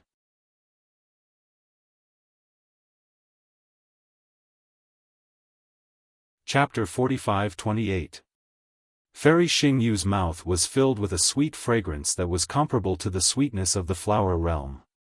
Her languid voice was a little greasy, and her eyes were moist. She looked at Su Zhi and said in a low voice, You can actually say such shameful things. I thought you were like heavenly thunder, only upright and cold. I still remember you carefully burying the withered flower in the soil with heartache. I also remember you saying that when we came back, we would go and see the new flower together. However, it's been a long time since then. Even if there were more than 10 flowers, they would have withered, let alone one. Don't worry, Su Zhi. I've already seen it. The flowers have grown again. The flowers are different, but my feelings are still the same. Fairy Xingyu was a little flustered. She hurriedly said, as if she was confessing her feelings. Yes. Su Zhi did not show his appearance. He only said in the silver light, there are many female cultivators who love flowers, but I've never seen a female cultivator who buried flowers. Xingyue, although you are strong, bad-tempered, unyielding in your words, and even have many schemes in your heart, just seeing you bury flowers is like seeing a real Xingyue. I think, you may be the person I should meet in this life. Humph. Fairy Xingyu pouted and said with a smile, have you met many female cultivators? I thought, your story of burying flowers was already a very sad and beautiful story. But looking at Xiaofan now, I seem to see an even more sad and beautiful picture. I think Xiaofan is also a person with a story in his heart. Su Zhi did not know whether he was intentional or not, but he brought the topic to Xiaofan again. Xingyue Fairy seemed unwilling to break the sweetness at this time. She also nodded and said, you're right. According to the records in the Hall of Heroes, Xiaofan doesn't have a dual cultivation partner. This makes me feel very strange. Su Zhi immediately thought of Jiu Xia, who was mentioned by Xiaofan. He was about to speak, but he felt that it was inappropriate, so he did not continue. Fairy Xingyu said again, however, it is said that he met a female cultivator named Li Jing at the Jade Pavilion conference. Later, the two of them traveled together for a while and went their separate ways. Oh, Anne. At this point, Fairy Xingyu actually looked around, lowered her voice, and said with a smile, I also have an extremely secret news. Xiaofan seems to have colluded with the 9th princess of Immortal Emperor Go Chen. How is that possible? Su Zhi scoffed without even thinking about it. I'm afraid you're just guessing. Darling Su, you must trust the intuition of a female cultivator. Fairy Xingyue said with a smile, although there is no such news in the world, I can still see some clues from the time when Xiaofan disappeared and the place and time when the new princess appeared. What's more, didn't you see that the flying boat that Xiaofan just used is the Heavenly Court's immortal imperial equipment? If Xiaohua doesn't understand the 5 qis unification technique, how can he activate it? This has nothing to do with the new princess, right? Su Ji smiled bitterly. Fairy Xingyue blinked mischievously and said with a smile, how about I tell him the news that the new princess has been suppressed and see his reaction? Humph, if there is no Confucian family here, you can just say it. Su Ji warned, if you say it in front of them, won't you be causing trouble for Xingyue? He, I know. Fairy Xingyue said with a smile, I'll just send a voice transmission. At this point, Fairy Xingyue's smile slowly disappeared. She looked into the distance and said, the Dongfang family really can't hold back anymore. Dongfang Yushan has gone to find Xiaohua. Xingyue. Su Ji suddenly said, let's not talk about these mundane things. I remember the last time you came to the Flower Realm, putting aside the fact that the two immortals were greatly moved by the fragmented space, Dongfang Yushan moved his body and landed beside Xiaohua. He looked at the muddy water on the flower path and frowned slightly. He gritted his teeth and hesitated again.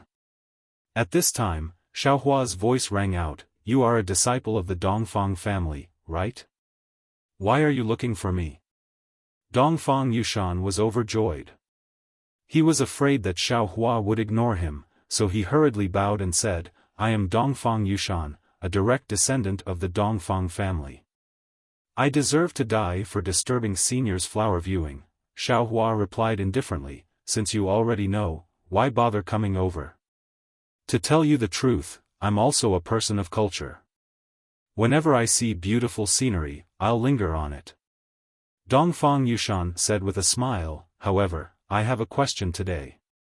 If I don't ask senior, it'll be like a fishbone stuck in my throat. I'll turn a deaf ear to the beautiful scenery in front of me. You're talking about the cultivation method of the 5 qis unification, right? Xiaohua replied, hitting the nail on the head. Yes.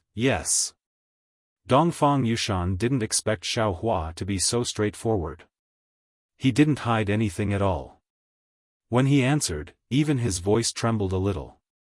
Senior, I have the cultivation method of the 5 qis unification.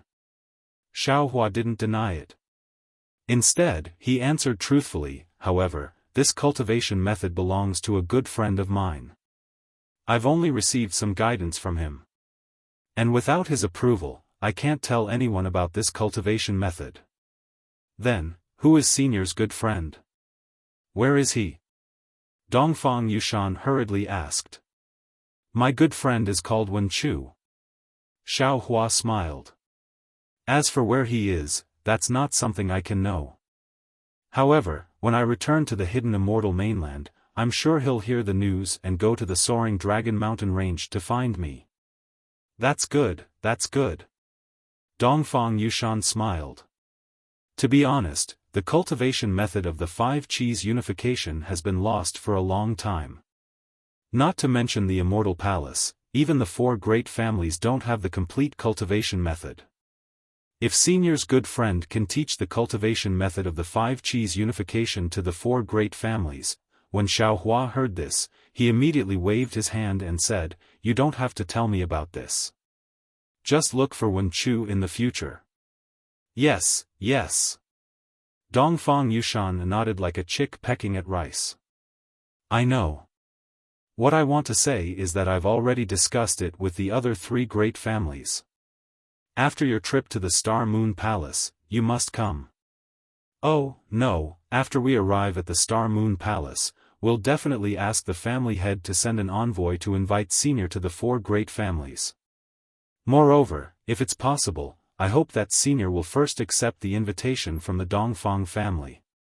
As he spoke, Dongfang Yushan carefully took out an exquisite squared jade piece and respectfully handed it over.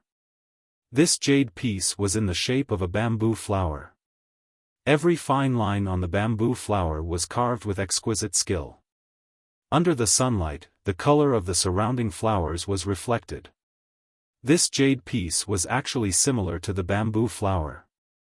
Moreover, Xiaohua had no doubt that as long as he activated his true qi and let it fall on this jade piece, this bamboo flower might slowly bloom.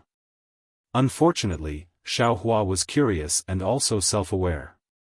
He was just thinking about Xian from the Immortal Palace. How could he accept the Dongfang family's bamboo flower first?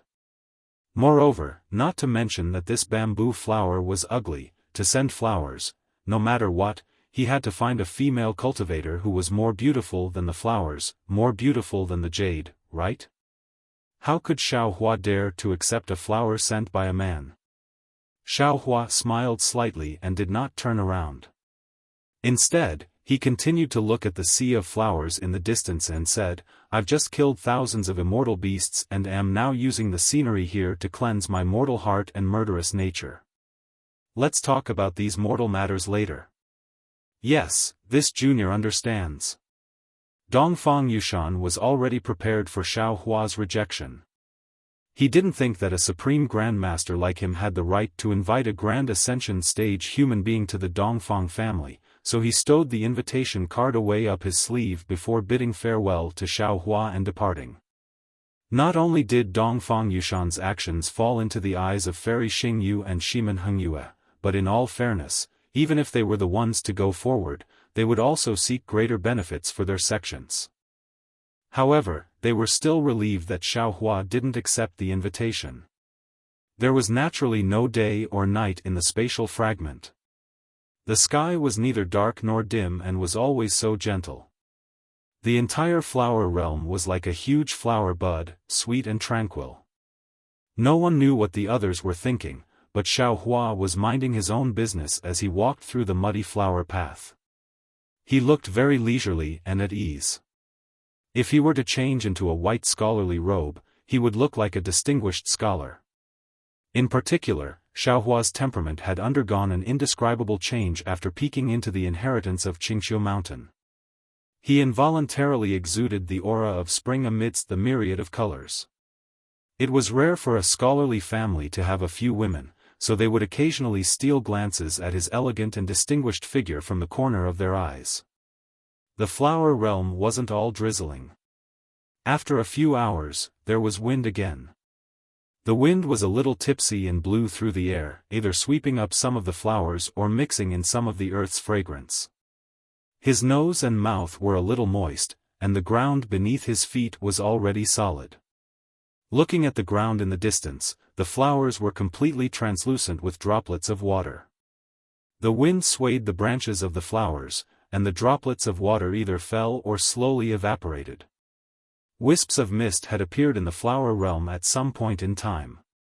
The wind wasn't strong, so it couldn't blow the mist away. Instead, it swept the mist away and gradually dispersed it. The mist was also strange. It didn't fly too high and only covered the flowers. If it was a foot higher, the mist would dissipate. Seeing the mist cover the delicate features of the flowers like a veil, revealing a kind of hazy beauty, Xiaohua was intoxicated. Such a beautiful scene should only exist in the heavens. He didn't know when it would descend to the mortal world. After another few hours, the mist gradually grew thicker. The clouds in the sky seemed to be jealous of the delicate features of the flowers. They tore apart and fell down, filling up the entire world and covering everyone's eyes. Whoosh whoosh whoosh. Just as Xiaohua was pondering what other scenery there was, the sound of rain falling could be heard. First, the raindrops were like stars, drop by drop. Soon after, the raindrops were like threads, entwining endlessly. In the end, the curtain of rain was like a waterfall, pouring down with a ladle.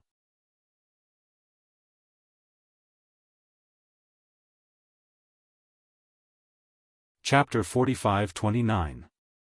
Xiaohua was naturally not afraid of the rain. He squatted down and looked at the nameless orange-red flowers in front of him. These flowers first swayed gently when the rain fell, as if they could not bear the burden. When the rain became heavier, the branches of the flowers also tilted, but the branches seemed to be resisting, straightening from time to time. However, the petals also began to fall. The heavy rain fell like a torrent, splashing loudly. The entire branch of the flowers had completely fallen. The flowers in the rain were very miserable. The petals fell one by one, and the whole ground was covered in fallen petals. The petals floated gloomily in the watery water. How could they be as bright as before? People's hearts always change.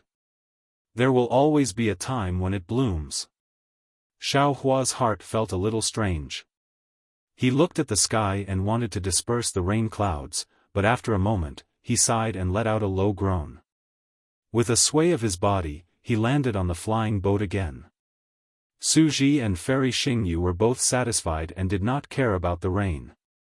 The two of them seemed to be holding hands. Xiao Hua turned around and let go. Xiao Hua smiled slightly. Just as he was about to speak, he saw that Su Ji's body was still covered in silver light.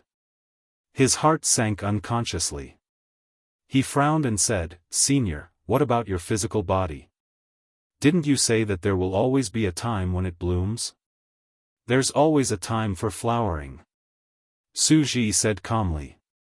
"It's time for me to change my physical body. Don't worry." "That's good." Su Ji had actually said this before. Xiao Hua nodded slightly and said, "According to the Buddhist sect, the physical body is a bag of skin. It's the most burdensome, that's what the Buddhist sect said. It's completely opposite to the path of our Tao sect." Fairy Xingyu said disdainfully, "Try not to change your physical body. I'm afraid you can't even ascend to the immortal world." Of course, Xiao Hua was not here to discuss cultivation with Fairy Xingyu. He smiled and looked at Su Ji, saying, "Senior, how did you meet the family of Confucian cultivators?" Su Ji didn't hide anything and told him the whole story. In fact, it was similar to what Xiao Hua had thought. While Xiao Hua was cleaning up the Yi Qiong heavenly residence, Su Ji and Fairy Xingyu had gone to investigate the exit of the spatial fragment. At the same time, they had also investigated the whereabouts of the flying crane immortal beast.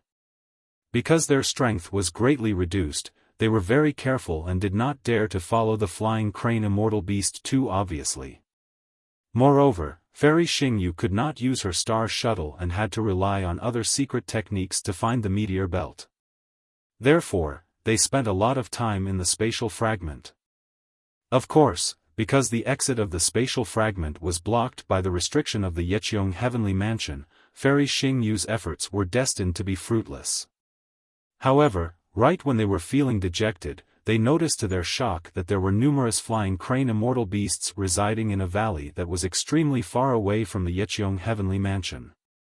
There were so many that Su Ji did not dare to investigate carefully. He immediately wanted to take Fairy Xingyu back to the heavenly abode. The two of them were rather secretive, and the flying crane immortal beast did not discover them. However, the two of them had only flown for 100 kilometers when the valley became lively again. Su Ji released his extended thought and was surprised to find that the disciples of the four great clans and some other Confucian clans had actually bumped into the flying crane immortal beast's warning area. The two of them wanted to go back and save them, but they saw that there were too many disciples of the Confucian clans. It was not something they could save, so the two of them were ready to give up. At this time, the disciples of the Dongfang family actually took out their immortal imperial equipment. The immortal imperial equipment of the heavenly court was somewhat different from the immortal world's immortal equipment. The true qi of the hidden immortal continent could barely be used. Moreover, the immortal imperial equipment could also be used in the immortal world fragment. Seeing this, Su Ji and Fairy Xingyu naturally had to go back and save them. However, even if the two of them rescued many disciples of the Confucian clans and used their immortal imperial equipment to escape from the valley where the flying crane immortal beast was, they had successfully lured thousands of flying crane immortal beasts out. In the absence of an exit, Su Ji had no other place to escape. He could only rush back to the Yeqiong heavenly mansion and bring Xiao Hua along. Naturally, they did not expect that they would meet Xiao Hua, the immortal Xiao Hua, who was good at creating miracles. Before they could see the shadow of the Yeqiong heavenly mansion, the entire immortal world fragment shook. Then, a strong restriction fluctuation rushed out from the heavenly mansion. Of course, Su Ji and Fairy Xingyu knew that there was a change in the Yeqiong heavenly mansion. They were overjoyed. As long as the restriction of the heavenly mansion was triggered, they could hide in the heavenly mansion.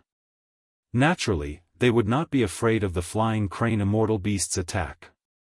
Unfortunately, their joy was that they were too close to leaving the heavenly mansion. When they saw the heavenly mansion, the shadow of the starry sky, and the meteor belt, they knew that the door of life had been opened for them. Unfortunately, in order to save the disciples of the Confucian clans, Su Ji and Fairy Xingyu had used too much immortal spirit qi. They could not rely on their physical bodies to absorb immortal spirit qi from the space fragment. When they saw hope, they were already at the end of their rope. At that time, even if Su Ji did not go down to save Xiaohua, he would definitely not be able to hold on until he used the immortal imperial equipment to fly into the meteor belt. Fortunately, Su Ji sacrificed his physical body to bring Xiaohua onto the flying ship. Xiaohua, who was good at creating miracles, naturally brought the immortal imperial equipment to the flower realm. Sigh, it's too dangerous. Xiaohua sighed. He knew that this fragment of the immortal world was different from the ruins. Even if he did not hide his cultivation base and used the forbidden power of the immortal world as a soul cultivator and sent out his clones, he was afraid that he would not be a match for the flying crane immortal beast. Of course, Reverend Yun's Pangu axe could be effective. Unfortunately, Yun only had the strength of one axe. Not to mention that he had not fully recovered, Reverend Yun could not resist thousands of flying crane immortal beasts. Su Ji heard and said faintly, "The flying crane immortal beast is a famous ferocious beast in the immortal world.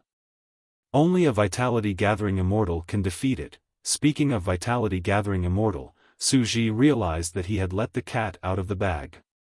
He hurriedly covered it up and said, "Even if there were 10 of you at the Mahayana realm, you would not be a match for thousands of flying crane immortal beasts." Yes, I know.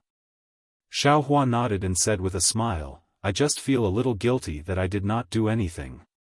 "Didn't you kill a flying crane immortal beast in the heavens abode?" Fairy Xingyu said with a smile, "Could it be that you're still hiding your strength?" "Well, I do have some." Xiaohua could not bear to see Su Ji like this and confessed. Unexpectedly, Su Ji interrupted Xiaohua and said, "That's because I don't allow you to use it. You don't have to blame yourself." "All right." Seeing this, Fairy Xingyu straightened up and stretched. She said with a smile, "If you don't want me to say it, then I won't say it. However, this trip to the Star Moon Palace is really unfavorable. We haven't even flown out of the meteor belt and we've already encountered so many dangers. I think it's a good thing." Su Ji said, "In the future, if we don't come to the Star Moon Palace, the disciples of the 3 continents will also have scruples and not dare to come in casually. Moreover, if we don't pass through the space fragments of the immortal realm, how can we come to the flower realm? The first time we entered the Star Moon Palace, we were lucky enough to enter the flower realm. The last time we entered the Star Moon Palace, we entered the flower realm again. This kind of opportunity is really rare." Fairy Xingyu smiled sweetly and did not say much. At this time, silence spoke louder than words. Seeing that the rain was gradually getting lighter, Xiaohua pointed at the meteor belt and asked, "Fairy, where should we go now?" "I don't know either. I'll follow your arrangements." Fairy Xingyu said lazily, "The meteor belt is changing. The last time we went out of the flower realm, we fell into a pillar-shaped space fragment. This time, there is no pillar-shaped space fragment in this meteor belt.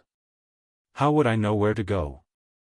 You can see the turbulence in the realm, and we have the immortal imperial equipment under us. Everything is ready, so I don't have to worry." "All right." Xiaohua nodded. He forced himself to open the delusion breaker eye for a moment, then pointed at the curve-like space fragment and said, "Then we'll fly to that space fragment." Then, Xiaohua sent a voice transmission to Dongfang Yushan and the other disciples of the Confucian aristocratic family to return to the flying boat. He did not discuss with them and activated the flying boat again. At this time, the rain in the flower realm suddenly stopped and the clouds dispersed. Inexplicable light sprinkled down again, and the broken flower branches tenaciously stretched out again. Little bits of colorful light once again emerged from the ground. In the colorful light, hundreds of millions of flower buds protruded out. Presumably, it would not be long before the entire flower realm would be a world of flowers again. However, Xiaohua did not have time to take another look at this splendid new world.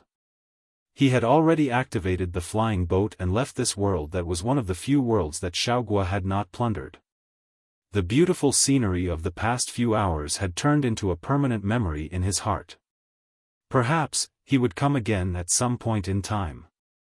However, he probably would not be alone to admire the scenery. He would probably bring along a confidant to spend such a beautiful time with him.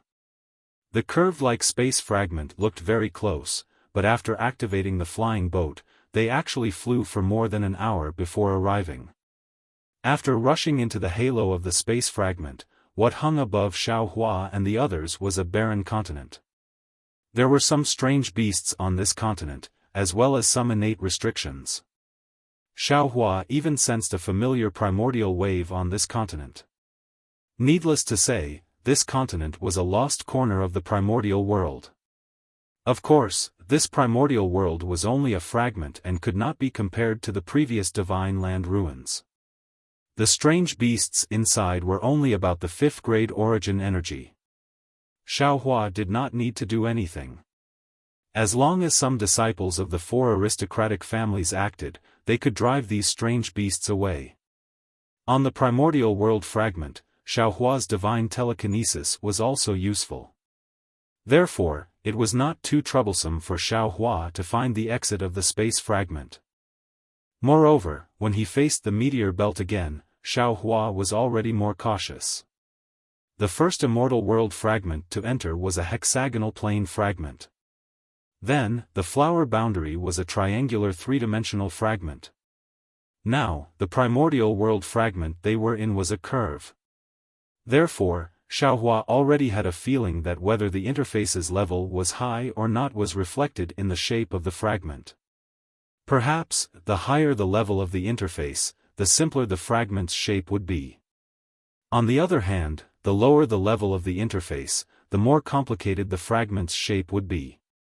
Therefore, when Xiaohua was selecting a space fragment, he intentionally looked for 3-dimensional fragments.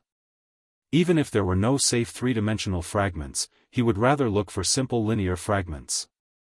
If there were no 3-dimensional fragments, Xiaohua might as well wait. In any case, Xiaohua did not want to go to a space like the immortal world fragment again.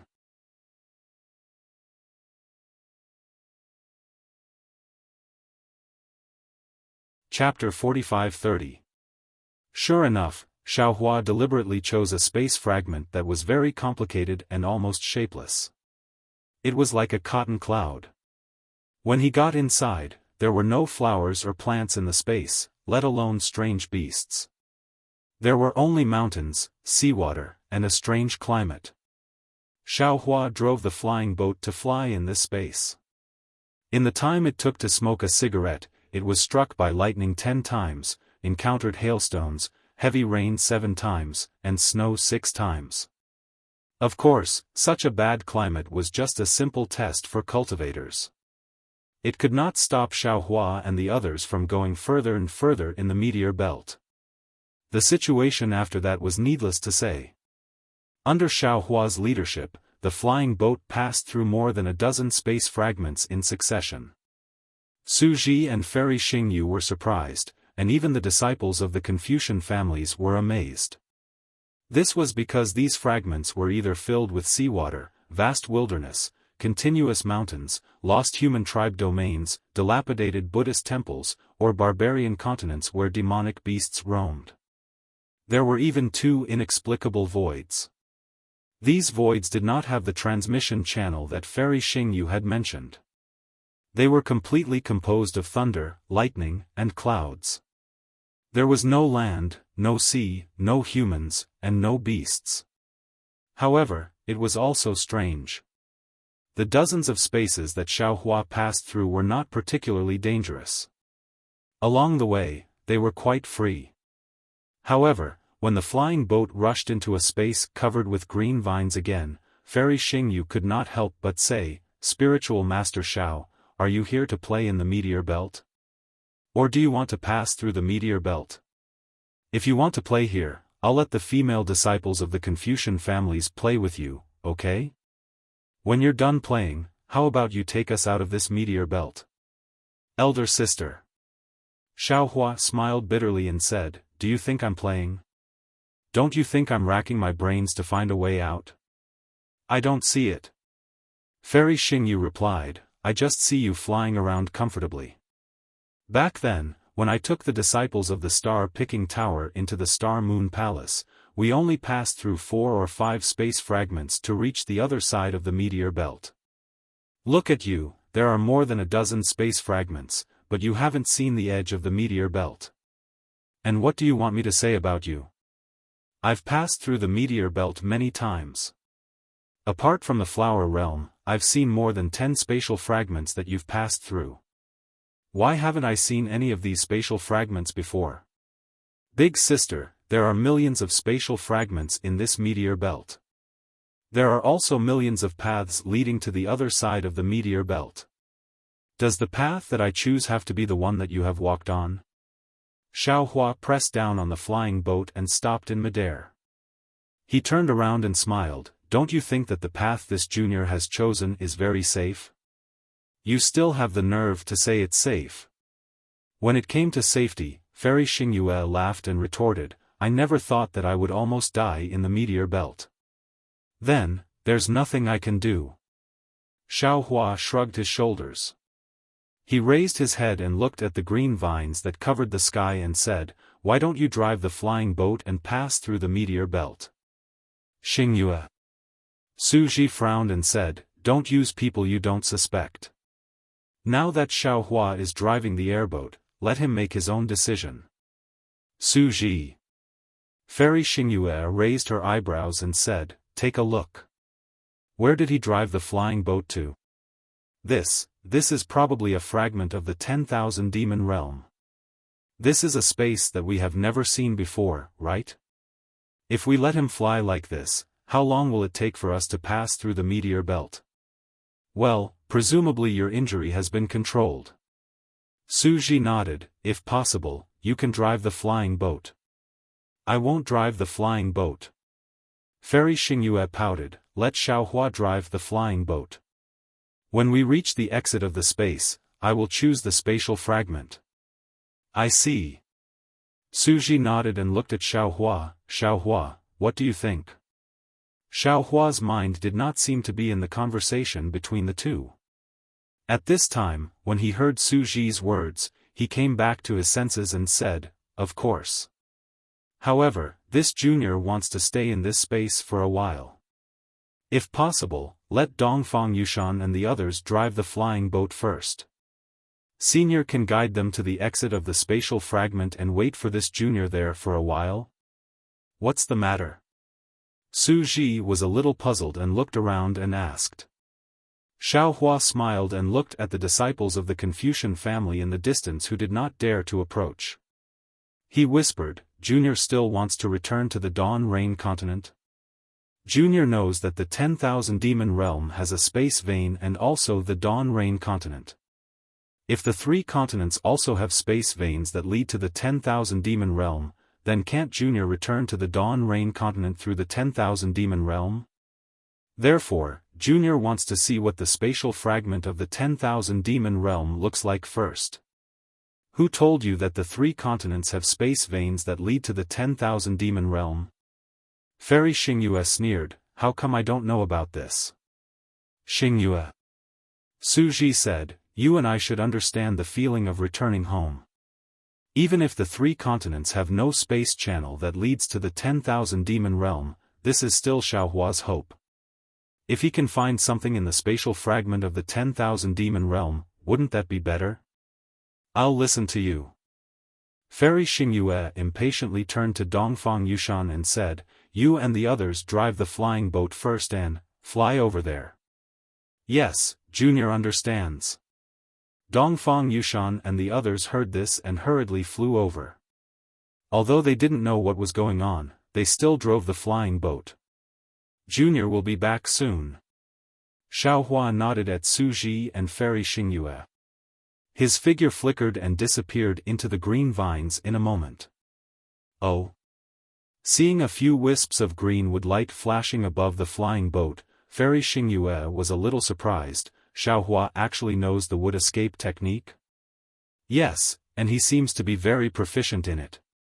Su Ji was also a little surprised, but his tone was more of admiration. Let's go. Fairy Xingyue urged Dongfang Yushan and the others to drive the flying boat away, while Xiaohua's figure appeared in another layer of green vines in the distance.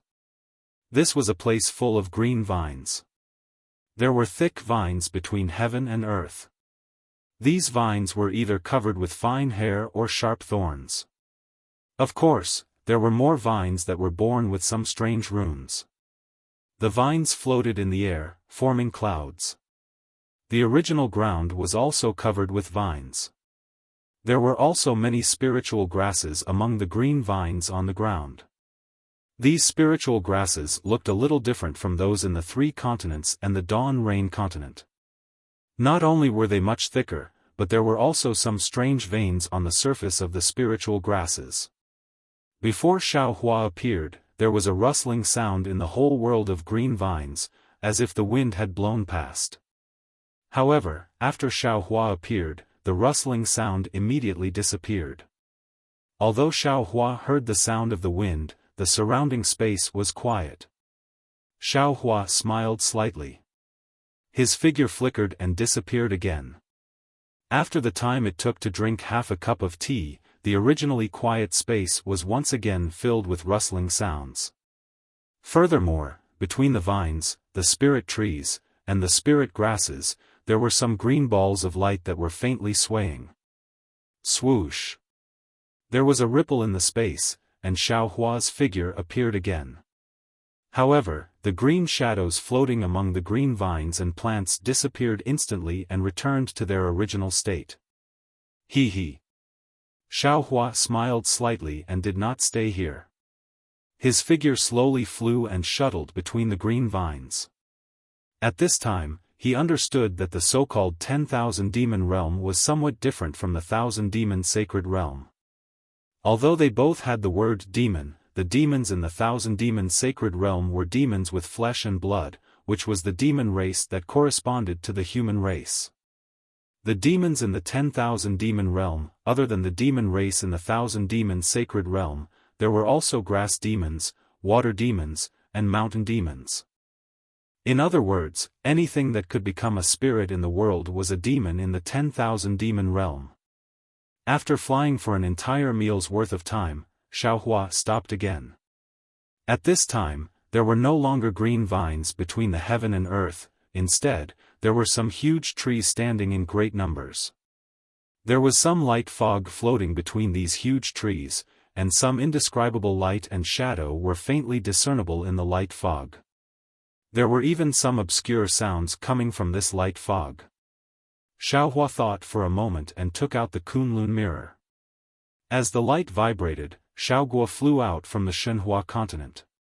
Master! When Xiaoguo saw Xiaohua, her small mouth flattened and cried out. She choked and said, "This little one is useless, this little one is ashamed to face Master." What's wrong?